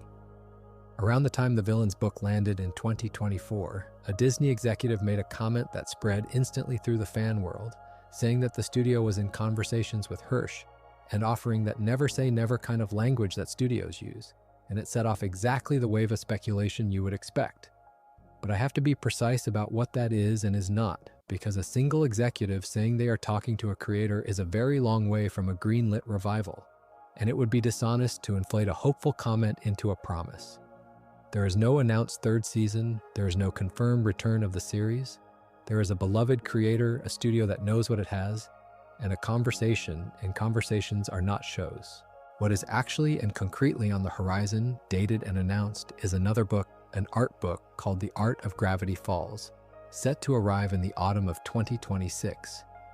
A behind-the-scenes look at how the whole thing was drawn and built, which is precisely the kind of loving, backward-looking artifact a completed masterpiece deserves. So the real-world timeline and the in-universe timeline have arrived, in a way, at the same place, both of them ending on a note that is deliberately, maddeningly, beautifully unresolved. In the story, Bill sits in the Theraprism, not dead and not free, and a stone hand waits in the woods. In reality, the show sits finished and beloved, with a creator who guards its ending and a studio that keeps the door cracked just wide enough for hope, and a statue that was once buried in a real Oregon forest for the fans to find. Neither timeline gives you the clean certainty of an ending or the clean promise of a return. Both leave you with a hand outstretched and no way to know for sure whether anyone will ever take it. And I think that is exactly right for this particular show, because Gravity Falls was always about the space between things, between childhood and growing up, between the official story and the true one, between a secret being kept and a secret being found. It would be wrong for a story that lived so completely in mystery to end in total certainty, either the certainty of the grave or the certainty of a sequel. Instead, it ends the way it lived, with a question and a stone hand, and the quiet insistence that if you look hard enough and stay curious enough, there is always one more secret waiting in the woods. I want to double back, before we close, to the part of the timeline that is easy to wave off as filler, because I think it is secretly doing some of the show's most important work. For a good stretch of that first summer, the episodes look like a Monster of the Week cartoon, a new creature or oddity each time, a lake beast one week and a haunted store the next, and a pack of tiny wax assassins after that. And if you are only watching for the grand mythology, it is tempting to skim those. Do not skim them.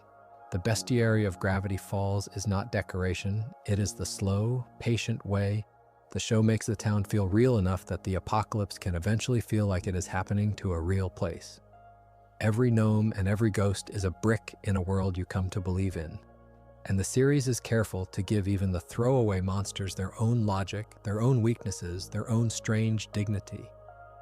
Think about the creatures the summer serves up. There is the lake monster the twins go hunting, and the lovely double twist that the one they find is a mechanical fake built by old McGucket, back before you know who McGucket even is.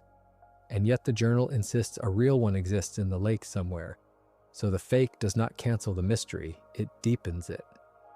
There are the Manitors, the absurd hyper-masculine beastmen, and the episode where Dipper is sent to prove his manliness by killing a creature called the Multi-Bear, and instead, at the last moment, refuses, sparing the creature because he discovers they love the same music, a small, quiet choice that tells you everything about the kind of hero Dipper's going to be, one who would rather understand a monster than slay it.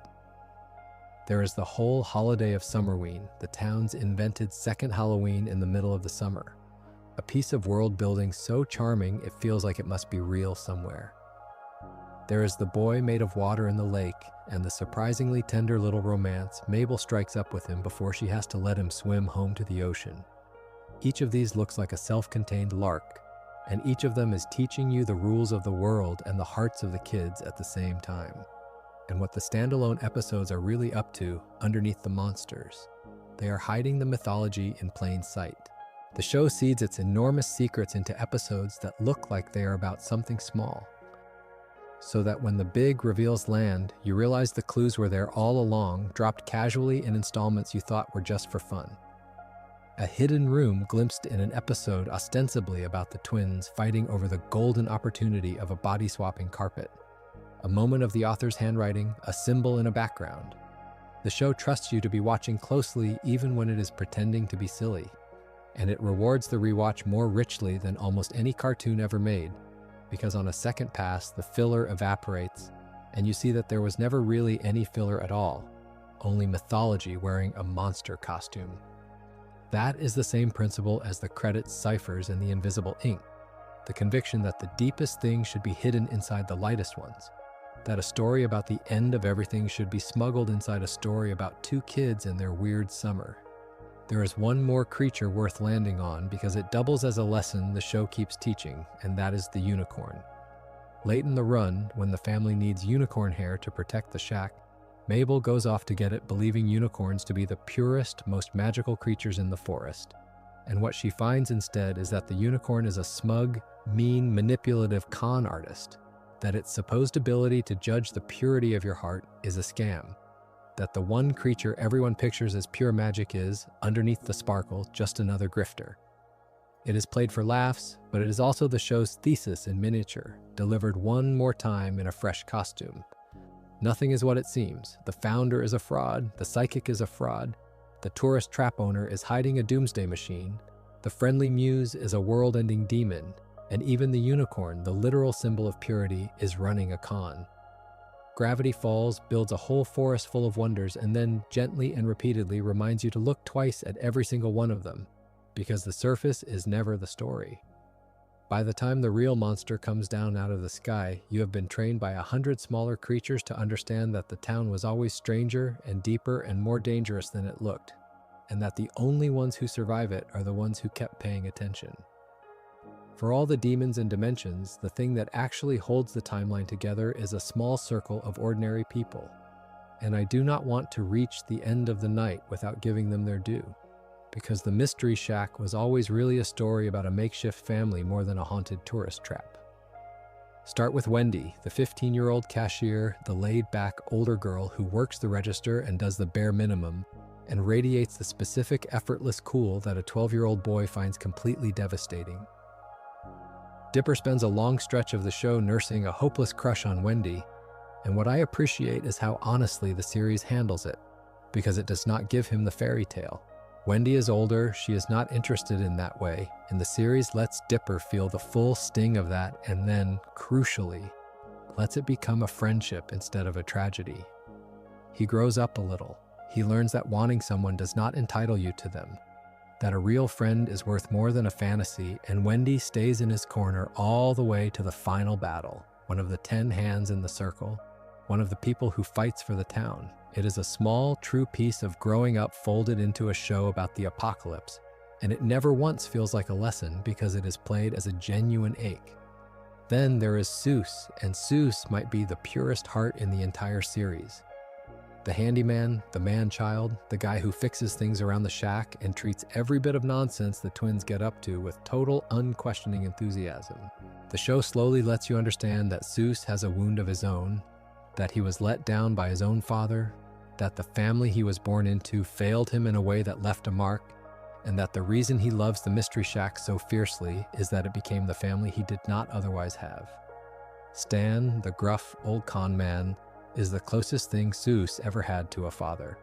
And Seuss is the closest thing Stan ever had to a son, and neither of them would ever say it that plainly, which is exactly why it lands when the show finally makes it explicit.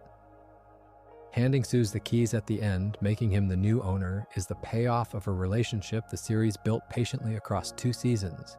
A broken kid and a broken old man, each secretly adopting the other without ever using the word. When people talk about the found family at the center of Gravity Falls, they usually mean the twins and their uncles.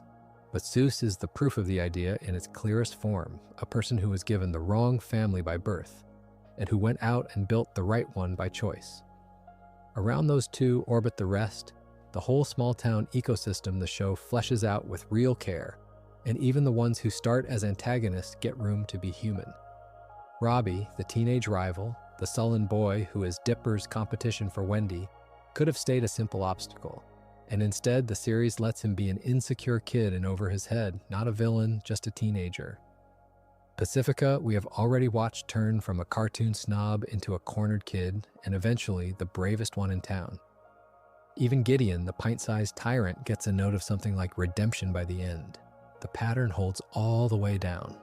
Gravity Falls keeps refusing to let its people be only one thing, keeps widening the frame until the bully has a reason and the fraud has a heart and the monster has a childhood, and it is that refusal, more than any cipher or any twist, that makes the town feel like a real place full of real people rather than a set full of types. And that, in the end, is what the found family is for, and why the show spends as much time on a crush that goes nowhere, and a handyman with a sad backstory as it does on the end of the world.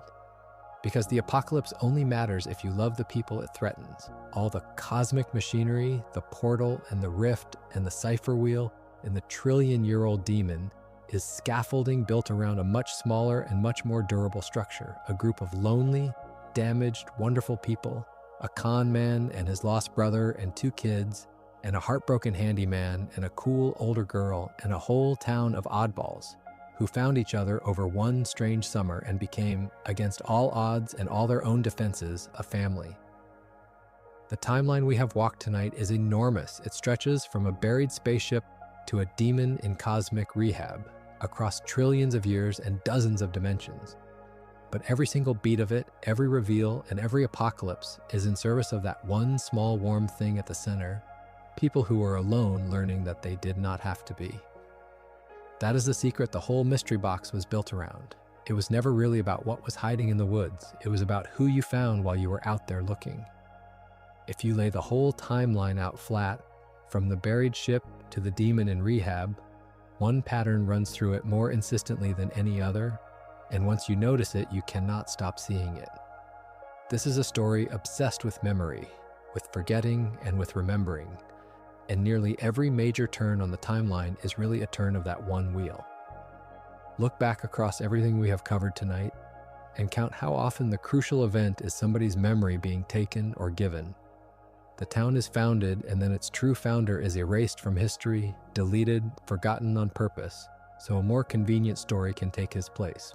A frightened inventor builds a gun that erases memory and uses it on himself until there is almost nothing left, then builds a whole secret society devoted to erasing the town's memories one witness at a time.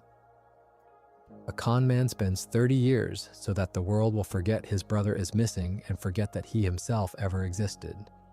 And at the climax of it all, the world is saved by the ultimate act of forgetting, a man letting his entire mind be wiped clean to destroy the thing hiding inside it. The show is not neutral about this, and that is what makes it more than a clever motif. Over and over, forgetting is presented as the wound and remembering as the cure. The erasure of the founder is a crime. The society's kindly, comfortable forgetting is shown to be a kind of quiet violence, people robbed of their own lives so they can stay placid and unknowing. The inventor who erased himself is the show's great tragedy, and his healing begins only when he takes his memories back and faces what he did. And the single most powerful image the whole series offers, brighter than any explosion, is a girl with a scrapbook coaxing her uncle's whole self back into his emptied head, page by page, photograph by photograph, remembering him back into existence because she refused to let him disappear.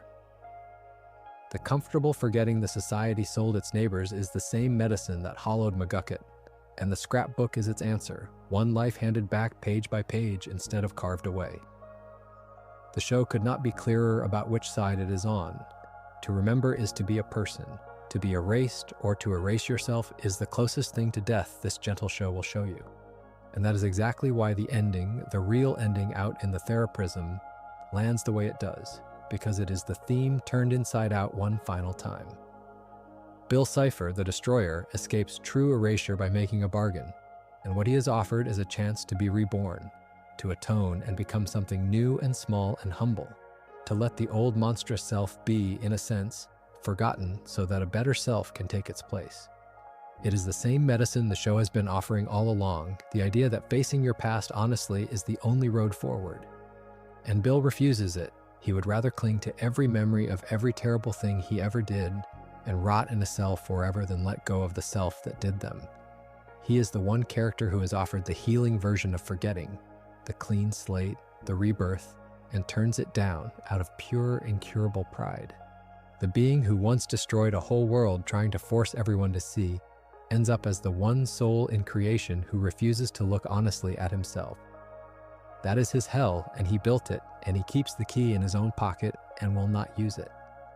So the complete timeline of Gravity Falls, read all the way through, is a long argument about what we choose to keep and what we choose to lose. Whole presidents and whole towns and whole selves get erased across it, and the heroes are the ones who fight to remember, who dig up the buried founder and recover the stolen memories and page through the scrapbook until the lost man swims back into himself. And the villains are the ones who bury and erase and refuse to look. For a show that is, on its surface, about a summer full of monsters, that is a startlingly grown-up thing to be about. The simple, difficult insistence that your past is worth keeping even when it hurts. That forgetting is not peace. That the honest thing and the brave thing is to hold on to who you were and who you loved. All of it. The good summers and the broken machines and the brothers you wronged, and carry it with you out of the woods and onto the bus and into whatever comes next. So that is the whole of it, as complete as anyone can lay it out right now, from a spacecraft settling into the mud before there were people to name the valley, all the way to a triangle sitting in a cosmic waiting room refusing to change. It is a strange thing to hold all at once, this timeline, because it is so enormous and so intimate at the same time. On the one hand, it spans trillions of years and countless dimensions and the birth and death of a god. On the other hand, it is really just the story of a family, 2 brothers who lost each other and 2 kids who kept them together, and one summer that had to end. That is the trick Gravity Falls pulls that almost nothing else manages, to make the cosmic and the tiny feel like the same size, to make a demon from beyond reality and a grandfather with a scrapbook feel like they belong in the same sentence. Because to the people living it, they do. It ran for 2 short seasons and 40 episodes, and then it stopped, on purpose, at the height of its powers, and I think that is a big part of why it has only grown since. It never overstayed, it never got tired or thin or cynical. It said exactly what it meant to say, and then it let the summer end the way summers do, and it trusted that the ending would hurt in the right way rather than the wrong one. In the years since, it has quietly become one of those shows that people hand to the next kid, that parents watch again with their own children, that turns out to have been secretly teaching a whole generation how to read the world a little more closely, how to look twice, how to distrust the easy story and dig for the true one, how to love your weird family while you have them. Not bad for a cartoon about a haunted tourist trap in the woods. And if you came here tonight to fall asleep, I hope this suited the format, because in a way that is exactly the right thing to do with it, pure Gravity Falls. To let a story full of secrets and ciphers and buried spaceships wash over you as you drift off. Trusting that the important things will still be there in the morning, that the mystery keeps its shape whether you are watching closely or letting your eyes fall shut. The statue is still standing out there in its imaginary forest, hand outstretched, waiting. The boat is still sailing somewhere past the horizon with 2 old brothers on it, making up for lost time. And the summer, that one perfect, impossible summer, is still ending, forever, in the back window of a bus, exactly the way it was always going to. Some stories you finish and set down. This is one of the ones that stays with you, sitting quietly in the back of your mind, ready whenever you want to walk back into the woods. Thank you for spending this time with me and with them. If you enjoyed the video, make sure to subscribe, and I'll see you in the next one.